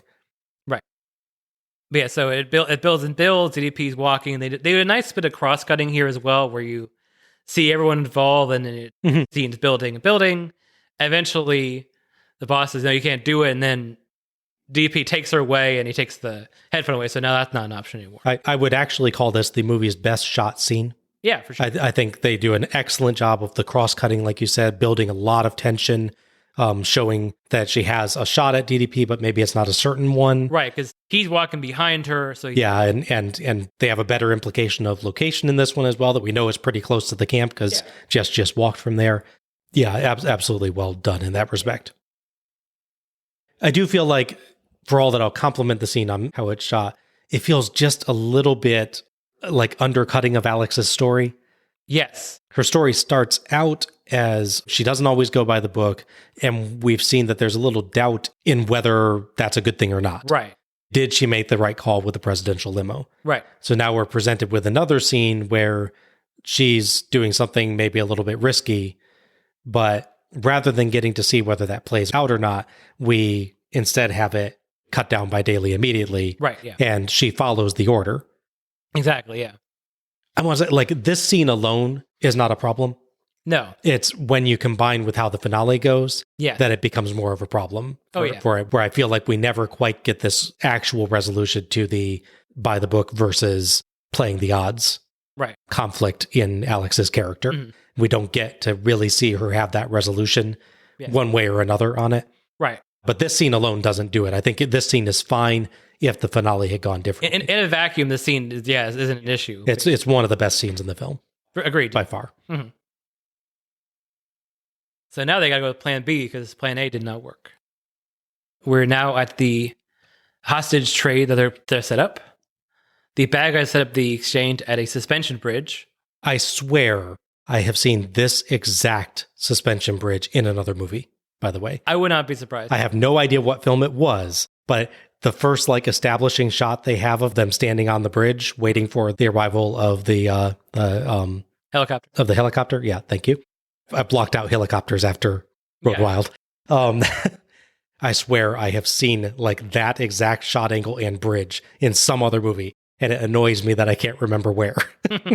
You wake up at 3 a.m. tomorrow and go, oh, of course. It's going to be one of those things, yeah. Eventually I'll be like, I'll remember the movie it's from, and I won't remember why I was thinking of that movie. Yeah. Yeah, so the suspension bridge is the place where the thing's going to take place. The guide has someone made his way back around through the rapids and is waiting. He has debris on it, so he's hiding down there. Yeah, he's deflated it as well, which seems like a little bit too much of a... Yes, a little bit much, yeah. Nearby the Princeton Bridge, lower down, the younger brother and the girl are there, and he's got the gun on her, obviously. Meanwhile, as you see the helicopter arrive, DDP is watching them from a nearby sort of bit of branch and cover.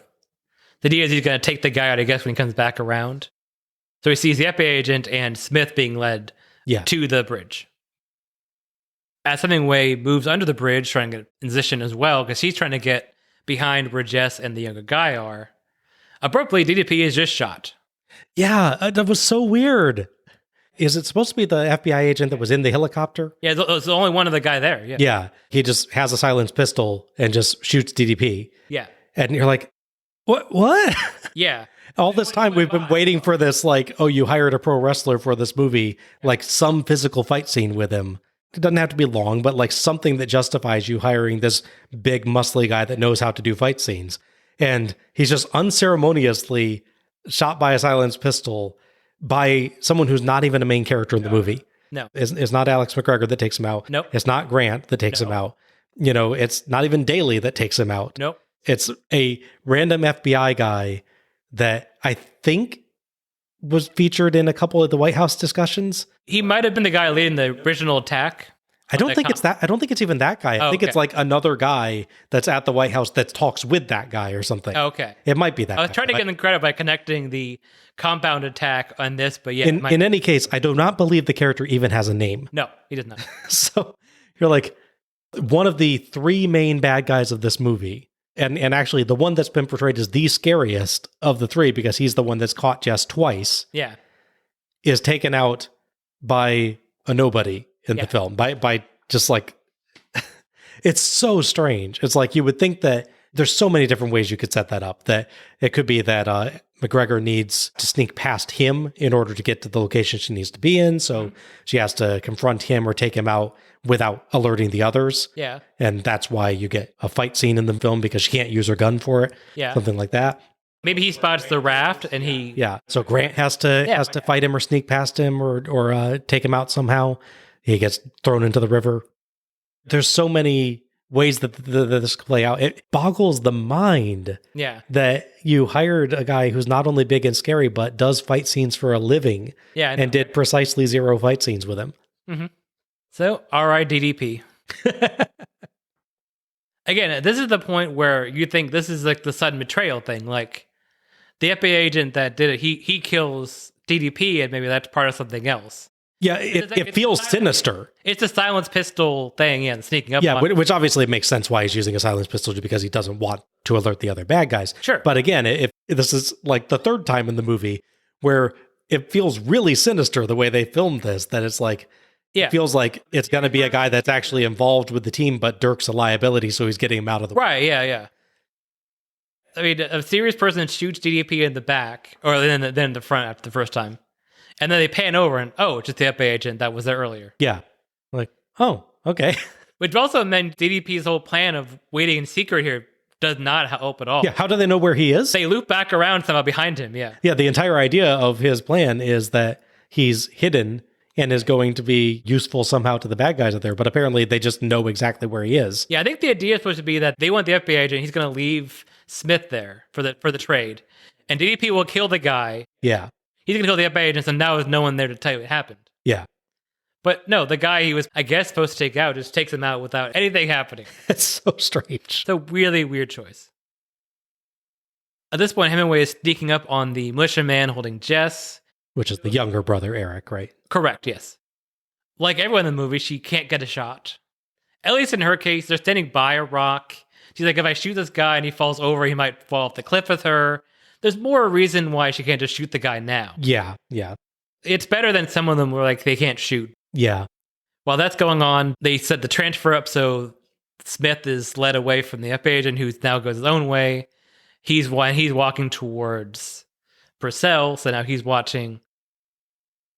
While she hesitates because he can't get a good shot, Purcell notices something is off about the guy. It's not clear. I think it's supposed to be like the way he's walking or something. Because he looks at it, the close-up of his feet. He notices that something's weird about Smith. Slight spoilers, this is a disguised Daly. Yeah. They actually have done a fair job with it. Daly does have a bit of a physical resemblance, which I joked about. Yes. The way it's shot, he's looking down the whole time. He's got the wig on and everything. I'm just not clear what the hint is to Purcell that something's wrong. Like, he sees his feet moving. Like, is he walking like a military guy walks? I don't know that it's necessarily supposed to be that he actually picks up on something weird about how he's moving, or just that he finally gets close enough that he's like, wait a second. Well, no, so he's looking at him while he's getting closer, And something alerts him of being off, so he takes his binoculars out so he can look at the guy's face. That's true, yeah. Huh. Well, and while it's happening, he tries to call Dirk, and when Dirk doesn't answer, because DDP in his last shot is splayed out with his arms and legs wide with 3 bullet holes in him. Real dignified way for the guy who's going to be world champion to be presented at this point. Eventually, realizing something is off, and he tries to call the guy, and he's not answering. He takes the binoculars out and realizes that it's not actually Smith. It's, as you said, it's Daly wearing the hat and wig. A shootout ensues, in which no one can hit each other at all, apparently. In fairness, the FBI guy dies pretty dark. Oh, right. Well, yeah. He fires 2 or 3 shots at Purcell, who's down a straight walkway ahead of him. Yeah, there's no cover on this, and yet they have extreme difficulty hitting each other, yeah. At this point, Purcell tells the brother he's getting to kill the girl because things have gone wrong.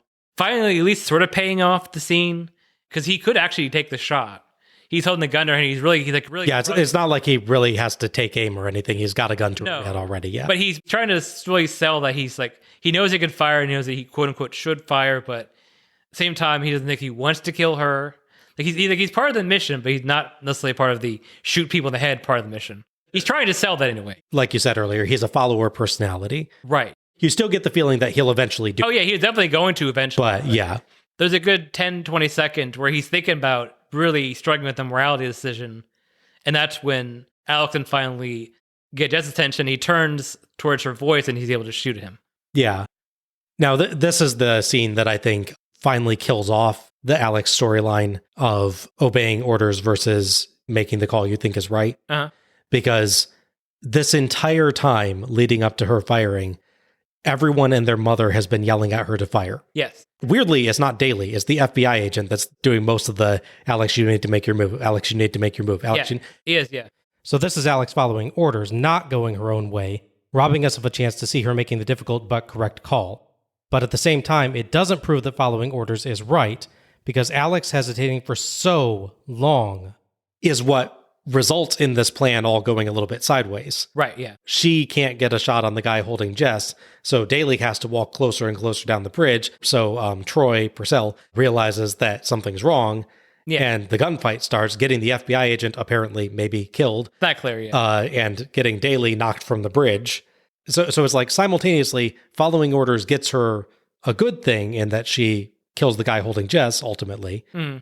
But also, she takes so darn long to follow orders that everything else that could possibly go wrong goes wrong. At most, you could say she's not following orders because she thinks that the shot is not safe enough to take the shot.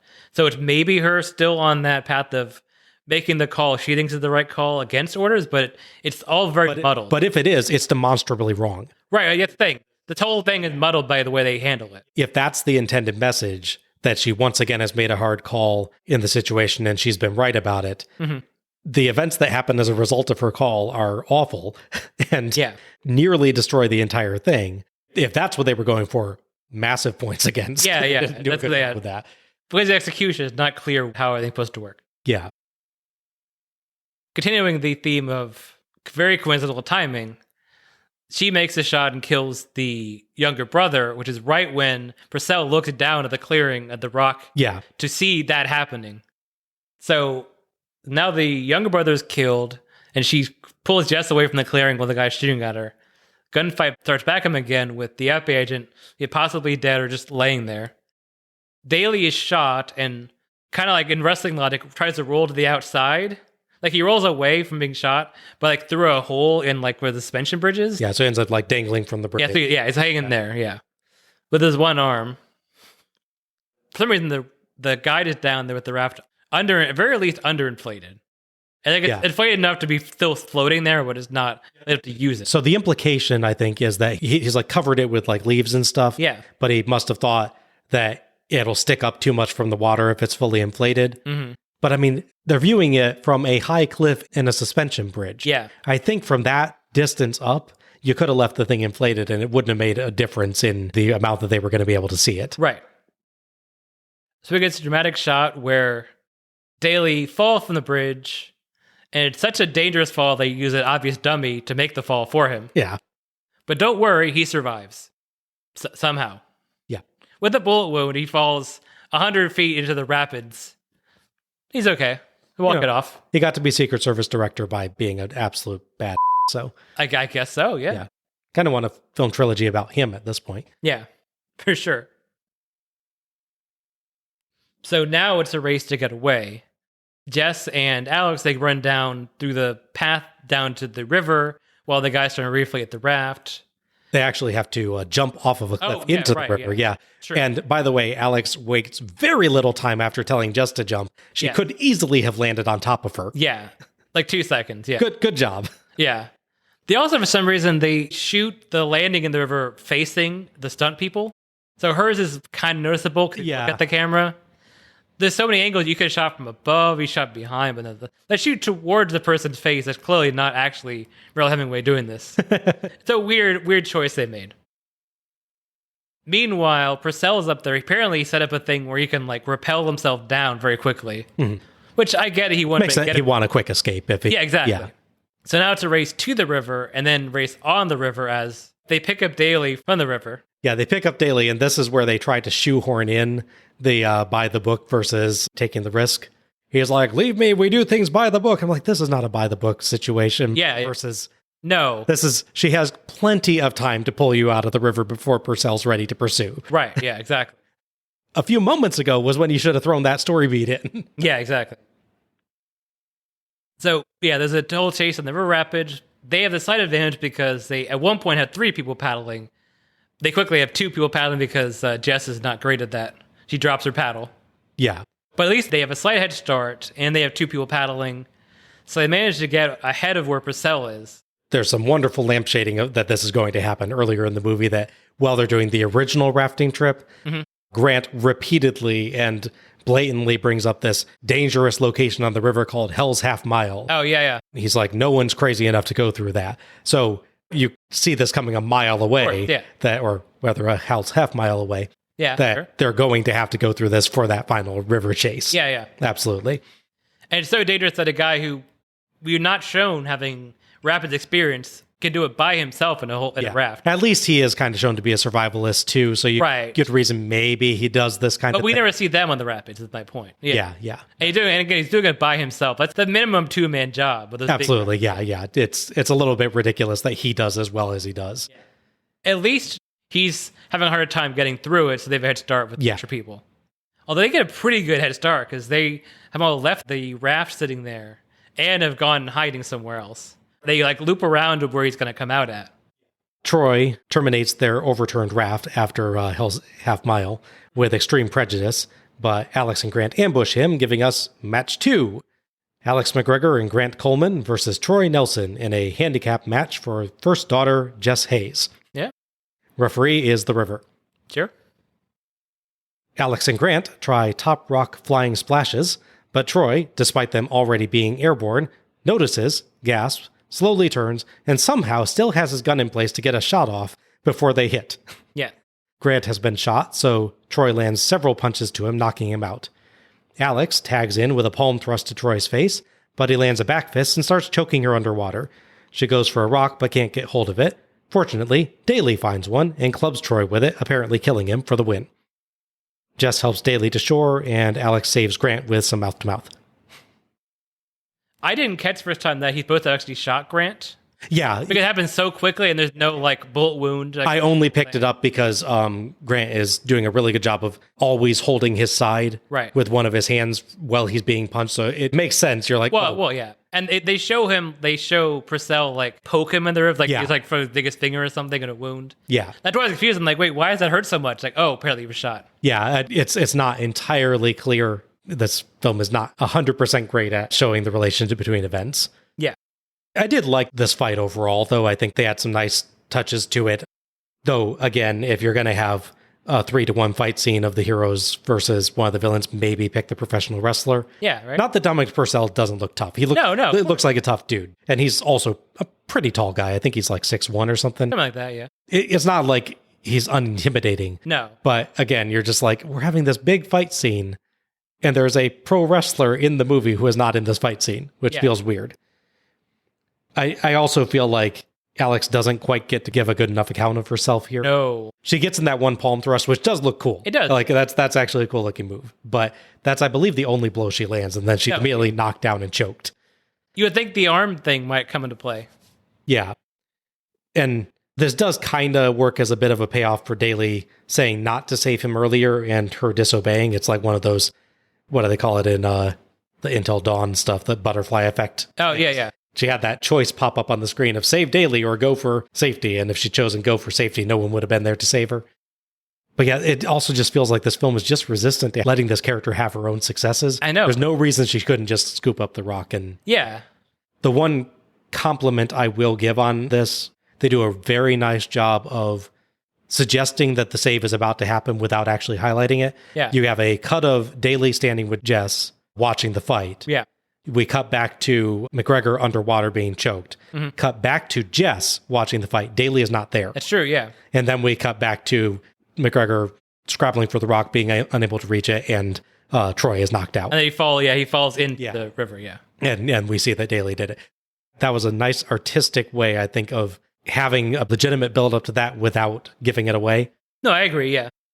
But yeah, it just feels like, can you give her her own success one time in this movie? Right? Yeah. At this point, the only scene that she's had that's entirely her own victory is nearly breaking poor Grant's thumb. Right, yeah. In the aftermath, they are flown to see the president, who flew somewhere nearby for the communication, the intel area to plan things out. And everyone is happy. Even Random Boy and a friend are happy. They're back in the movie again, yeah. Yeah, we're back in the movie.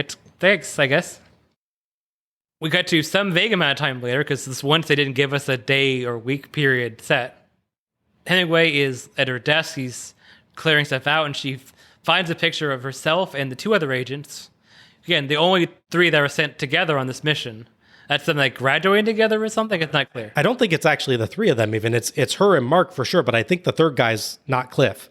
See, I wasn't clear on that, because I thought that first, and he told me it wasn't. I'm really, yeah. Either way, it's weird that, here's this picture I have. Yeah. Yeah. I mean, her and Mark are implied to be good friends. Right, yeah. So it makes sense that she'd keep a picture of him around, especially given that he, died. Right. So it's either coincidental that all three are in this picture together, or it's confusing that there's a third random guy in this picture. Yeah. I don't know which is better. Yeah, I don't feel like it's Cliff, because he seems to have a real problem with her. I don't think he'd be smiling and posing with her in a graduation picture, but it might be. I don't know for sure. Right. Daly shows up, and he's got his arm in a sling that's selling that he was shot and wounded. He tells her that he respects her, and then he explains some good news. As it turns out, the RPG apparently was loaded with fusion heads, as they say. Yes. Which would have destroyed the limo, they say. Yeah. Mind you, these fusion heads didn't blow up a whole gazebo when hit directly, so I'm not really sure how that works, but... Yeah, I'm not sure what exact type of technology they're getting at, but basically the implication is she was right. The limo could take the first shot, but wasn't going to be able to take the second. Right. So it would have been bad if it got hit a second time. Exactly. He also explains that since he's wounded, he's being taken off of the detail because he can't actively serve anymore. He says he recommends her for the job. She mentions Grant, she's going to take Grant flying, I think. Yeah, I think they're taking flying lessons. So it's basically, they're definitely in a relationship at this point. Yeah. Or at least good friends. It's weird that you don't get to see him again, but I get that they're in the White House. But it's nice to mention it, but it's weird not to show him again after all. Yeah, a little bit. To close this out, Daly explains that the president is staying an extra day behind at Camp David, and we see that the president is giving driving lessons to his daughter in the presidential limo, as the Secret Service agents awkwardly run and stop as she's trying to learn the brakes. That is kind of a funny scene, I will say. All we're missing is an "oh boy," and created by Donald P. Bellisario, to wrap this up. Yes. During this entire ending sequence, there's this one dude, this Secret Service agent with glasses and kind of short, a little bit frizzy hair. Uh-huh. He keeps being in camera focus. It's like we're supposed to recognize him. It's like he's a major character. Oh, it's that guy.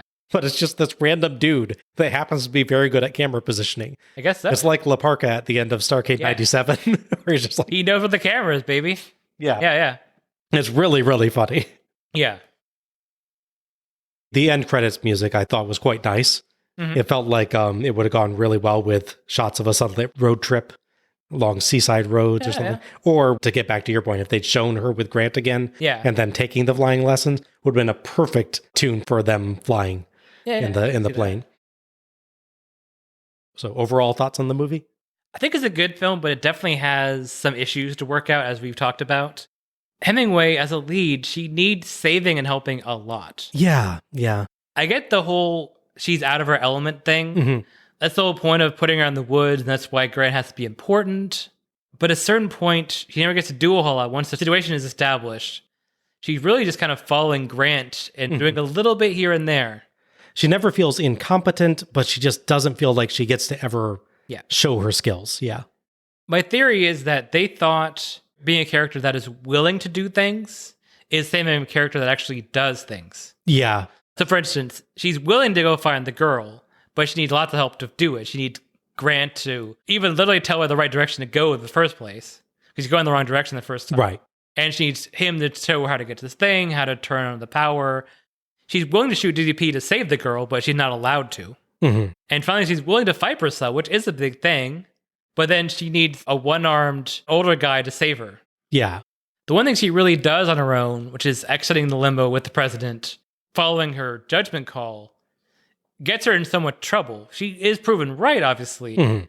But yeah, like one thing where she really stands on her own is the thing that gets her all this issue with her boss and setting up a whole arc there. It's disappointing. Basically, she has her personal moment in the intro of the movie. Yeah. And not really ever again throughout the film. Correct. I like the dynamic they gave her with all the people involved. Her and Grant, they have a nice arc to it. Mm-hmm. Her and Daily Districts have a nice arc. Her and the president have a fine thing. Her and the daughter. There's just a lot of manufactured tension, like the whole daughter thinks she's dating the father thing. It's not really that important. It's just to make them tense until they're not tense, and then it's a story detail that would have worked really well as a additional bit of tension on top of existing tension. Yeah. But it doesn't feel like we had existing tension before that moment. Mm-hmm. So it's just like a weird, why is this alone enough? Yeah. If there's a version of this movie or a draft at some point where instead of her being captured and Alex and the guy going to rescue her, if they're being hunted through the woods by the bad guys, that tension works because they're running for their lives and they're hiding, they're doing all these things. She thinks she can't trust Alex. Even if it's a short moment, like she gets her away from the original attack, they're being hunted through the woods, go a few scenes later, Jess disobeys Alex because she doesn't respect her. Yeah. And gets captured as a result of that, cut to the rest of the movie the way it was done. Right, that's fine, yeah. We needed some payoff to that tension rather than it just being resolved out of nowhere. Right. And from our point of view, Captain DDP as a random goon that looks menacing but does no fighting and just gets killed by a random FBI agent is not great. Yeah, it feels like they cast him for a reason and then they forgot what that reason was. Well, I think the idea is someone at TBS, someone like an Eric Bischoff guy, says, you need to cast one of my guys in this movie. So instead of writing a role for DDP to play, they just slotted him in an existing character. If they could have tweaked Purcell's role and made that DP as the lead bad guy, if they'd written it for him, that would work. But they just, who have we cast it? Oh, we haven't cast Dirk yet. Okay, he's Dirk. Yeah. And I will say, like, even without that character being DDP, it's kind of a weird way that they use that character at various points throughout the film, that he's randomly not there at times just so he can suddenly be there. Mm-hmm. And he's killed off by a random guy rather than a main cast member, despite being one of only 3 main villains in this movie. Mm-hmm. But when you add in that he's a recognizable guest star to this movie... Yeah. It's stunt casting not done well. Yeah. You stunt cast, and then you make something out of him being this person. Yeah. Even one fight scene would have done it. Yeah. It ties to my question when we watched Shutter Speed, just for my own website review, is were there restrictions on using wrestlers? Do you not want to risk them being injured making a movie because that would affect a pay-per-view? But I mean, they risk injury literally every time they perform. Oh, if anything, they'd be less dangerous doing this, I'm pretty sure. Right. Because you'd be doing like, okay, it's time to do the punch and the other punch, and then we'll cut and go to the next location and do the kick. It's independent stunts. I mean, not always. There's some that do a little bit longer sequence, but film fight scenes, because of needing to set up shots and everything, you do in chunks. Yeah, it reminded me of the funny anecdote from Goldberg is in Looney Tunes Back in Action playing one of the bad guys. So he's told the story before. He's fighting a fight scene with Brendan Fraser, who's the good guy in that movie. And at some point, they're doing what it takes, and he's supposed to do a fake punch, and he didn't quite aim it right. So Brendan Fraser actually hits him. And he says, Brendan's like, oh, I'm really sorry, He's like, dude, relax, I get punched for a living. Yeah, exactly, yeah. So it's weird that, it's weird you cast these wrestlers and then don't let them do stuff.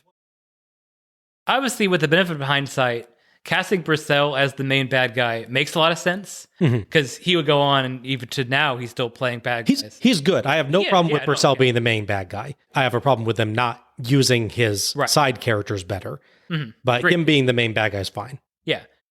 There's nothing really bad here, but the whole this is a TV movie constraint really comes into play a lot, I'd say. Yeah, I would agree. I don't think this was in any way a bad film. I think it's a little bit below average, but not actively bad. Yeah, agreed. The acting is mostly fine or even good. Yeah. There's some real standout moments at various points from Hemingway, Savant, Harrison, and Kina.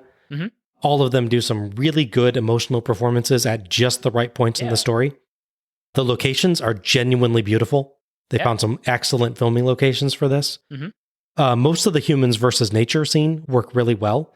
Whether we're talking the rock climbing, the hiking, the river rafting. Sure. I liked most of those. I thought they did a good job with them.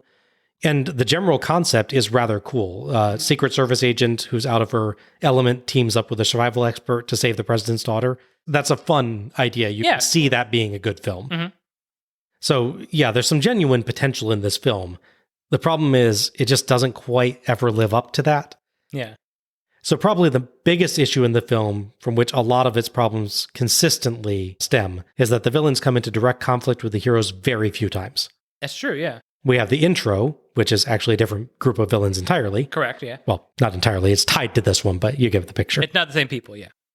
We have the kidnapping, we have the rescue attempt, and we have the finale. That leaves the main source of tension in the story to be Alex and Grant versus nature. True, yeah. And that can only sustain the film for so long. There's no sense of change in the central conflict of the story. Once the situation starts, it remains nearly in complete stasis all the way to the finale. 3 villains have kidnapped Jess, and Grant and Alex are making their way to them.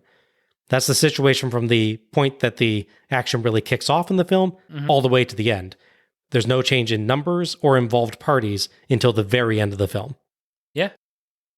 To ratchet up the tension, the film could have made freer use of its villains. Make them aware at some point that Alex survived so that they have reason to actively work against her, or give them reason to want to stop the outbound group from leaving the woods. Something that makes Troy order one of the others, probably Dirk, since DDP is the most imposing, to go hunt our heroes or hunt the innocents out in the woods. That way you can have a few more direct or indirect conflicts between good and evil characters and show the situation changing over the course of the film. So maybe Dirk or Eric get taken down before the final scene, but Alex and Grant pick up an injury that they have to deal with or lose some of their resources. Something to stop the film from feeling like it's just the same situation throughout the thing. The film does have some direct conflict in it, and when it does, it's okay. The finale was the best of it, I think. We had movements and actions that mostly made sense. There's a reasonable flow from spot to spot. The nature of the action changes up frequently enough to keep things interesting. You know, we move from the gunfight at the bridge to whitewater rafting chase to fist fight in the river. Sure, absolutely. Other scenes don't fare so well. In the intro and in the kidnapping scene, the Secret Service agents just use plain boneheaded tactics. They just stand out in the open most of the time. Even Alex at one point is just like, I'm standing in the open. There's bullets flying everywhere. Oh, I got shot. I'm so surprised. Right, yeah. You know, I get that both cases are sudden attacks, but that's kind of exactly what this group of people are trained for. Yeah. The Secret Service in this film comes off as mostly incapable, poorly coordinated, and easily overwhelmed, which I'm pretty sure is the exact opposite of what the Secret Service is actually supposed to be. Yeah. She gets a couple moments during that. She personally gets some good shots. Yeah. As a whole, they're like, she knows as the shooter, and if you got the eyes on the shooter, where's the shooter? Yeah. It doesn't help that the gunfights are not very well edited, particularly the intro, where positions of characters and who's firing at who are just spectacularly unclear. Right.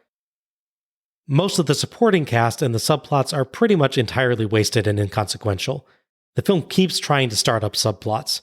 Off the top of my head, there's Jess's attraction to Milo, Grant deciding whether or not to help, Cassie needing to escape the woods, Milo working with Cassie to do so, Jess trying to get Eric to question Troy's orders, Emma getting hurt and needing to still lead the group out of the woods, and Mark and Cliff arguing over Alex's value as an agent. All of those are either entirely abandoned, immediately resolved without any real conflict building, or quickly rendered inconsequential within minutes of being introduced. As I mentioned earlier, I genuinely had forgotten that Cassie and Milo were even in the movie when they showed up in the ending. Yeah. And unless I missed something, we never again see Emma or the rest of the outbound group once Milo and Cassie leave them. Yeah, I don't believe so. My personal headcanon is they got lost in the woods and were ultimately discovered by Kevin Sullivan and trained to be druids. Oh, yeah, I'll go with that.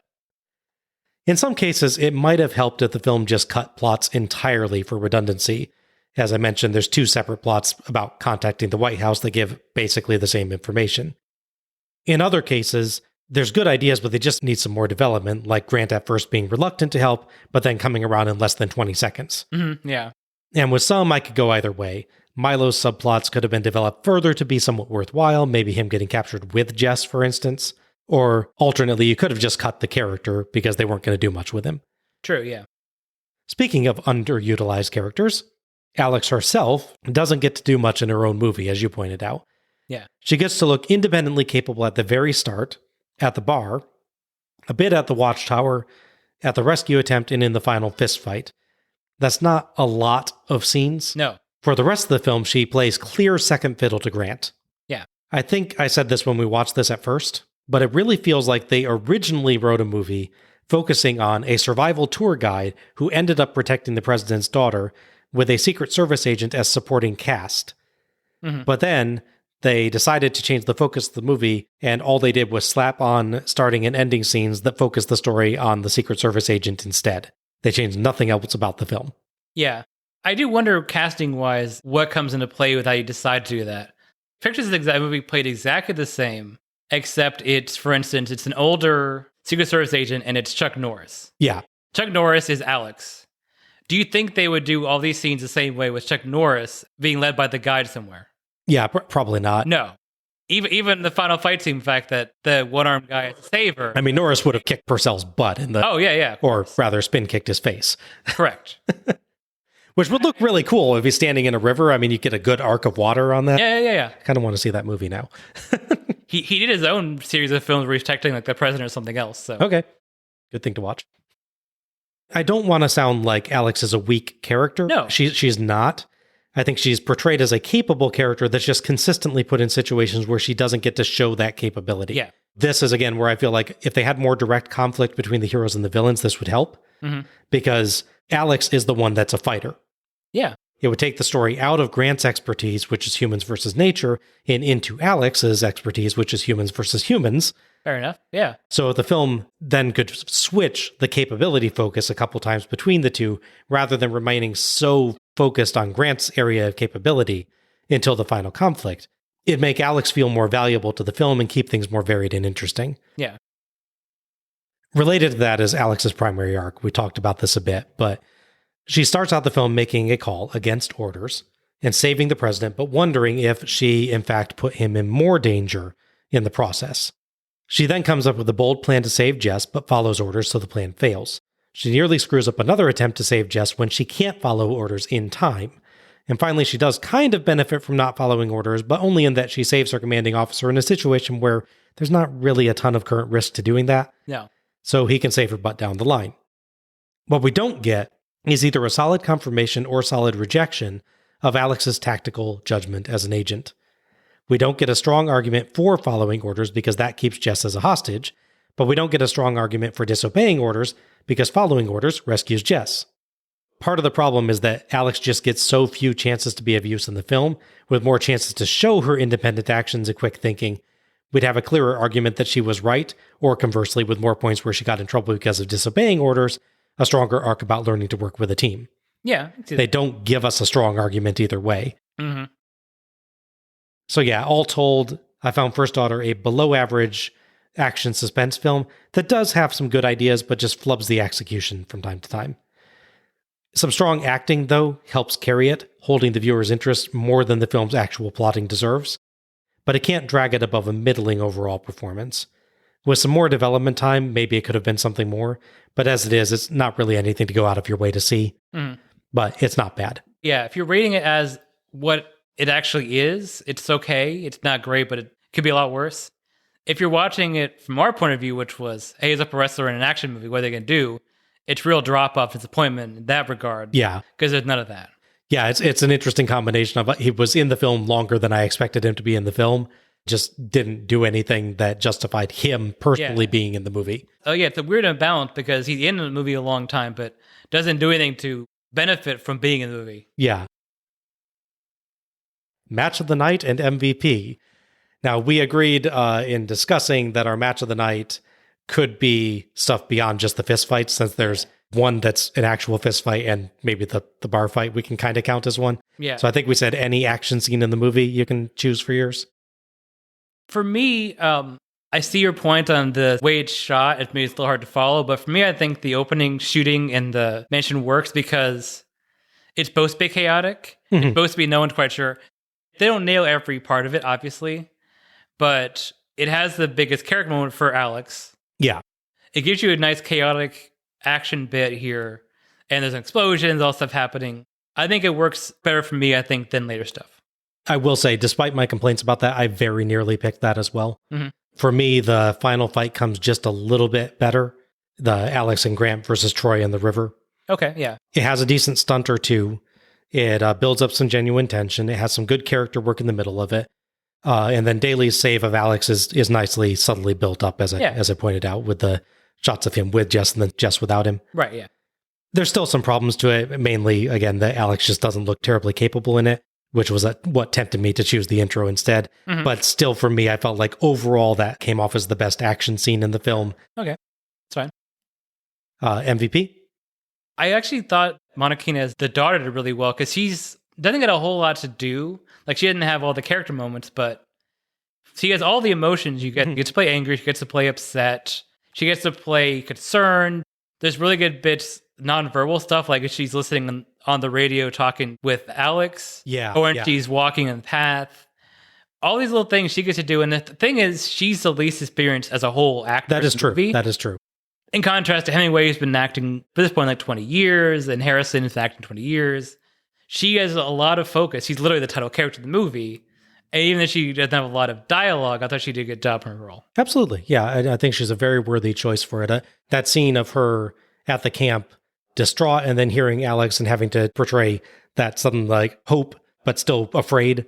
She really manages some complex stuff there. It's quite impressive.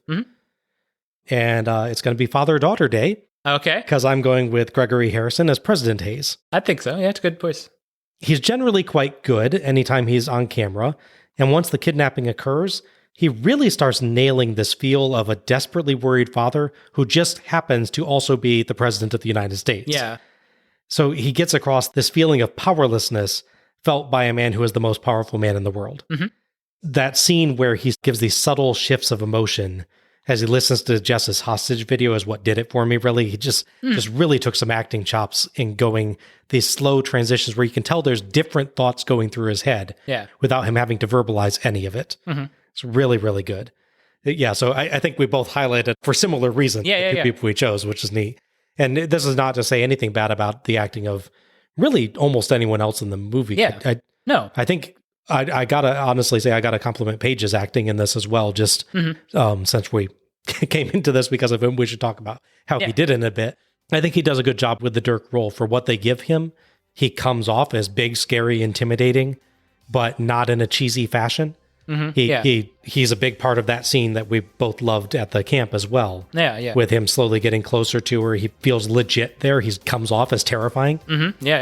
So some quite nice work from him. Absolutely, yeah. And that wraps up our review of First Daughter. If you've enjoyed listening to us tonight, you can find us on Twitter or Facebook as Let's Go to the Ring. Links will be available in the episode description. Follow us for episode announcements and other show details, and share your own thoughts about each show as we go through. You can subscribe to our show on Apple Podcasts, Google Podcasts, iHeartRadio, Spotify, Stitcher Radio, TuneIn, Verbal, or Audible. And please, if you've enjoyed this show, give us a rating or review, and share the show through your favorite social media platforms to help others discover us. Many thanks to IMDb for casting and production information, and to Gina Trujillo for our logo. Next up, we're going back to the movies. Diamond Dallas Page was not the only wrestler featured on film in 1999. His WCW cohort, Goldberg, even made the big screen. He did. So, was Goldberg's version of featured more featured than DDP's featured? Next time, we'll find out. as we look at Universal Soldier: The Return. I will note I have not actually ever seen the original Universal Soldier, so hopefully I will not be totally lost. I don't think it matters that much, honestly. We'll see. Have you seen the original? Yes. Okay. I'll actually, I was thinking I would try and watch it between, but I think actually I won't, so that we can see if we react to the film differently. Yeah. As one who saw it, the other one and one that didn't. Fair enough, yeah. This is Bob Moore for Alec Pridgeon, signing off. Good night, everybody. Happy wrestling?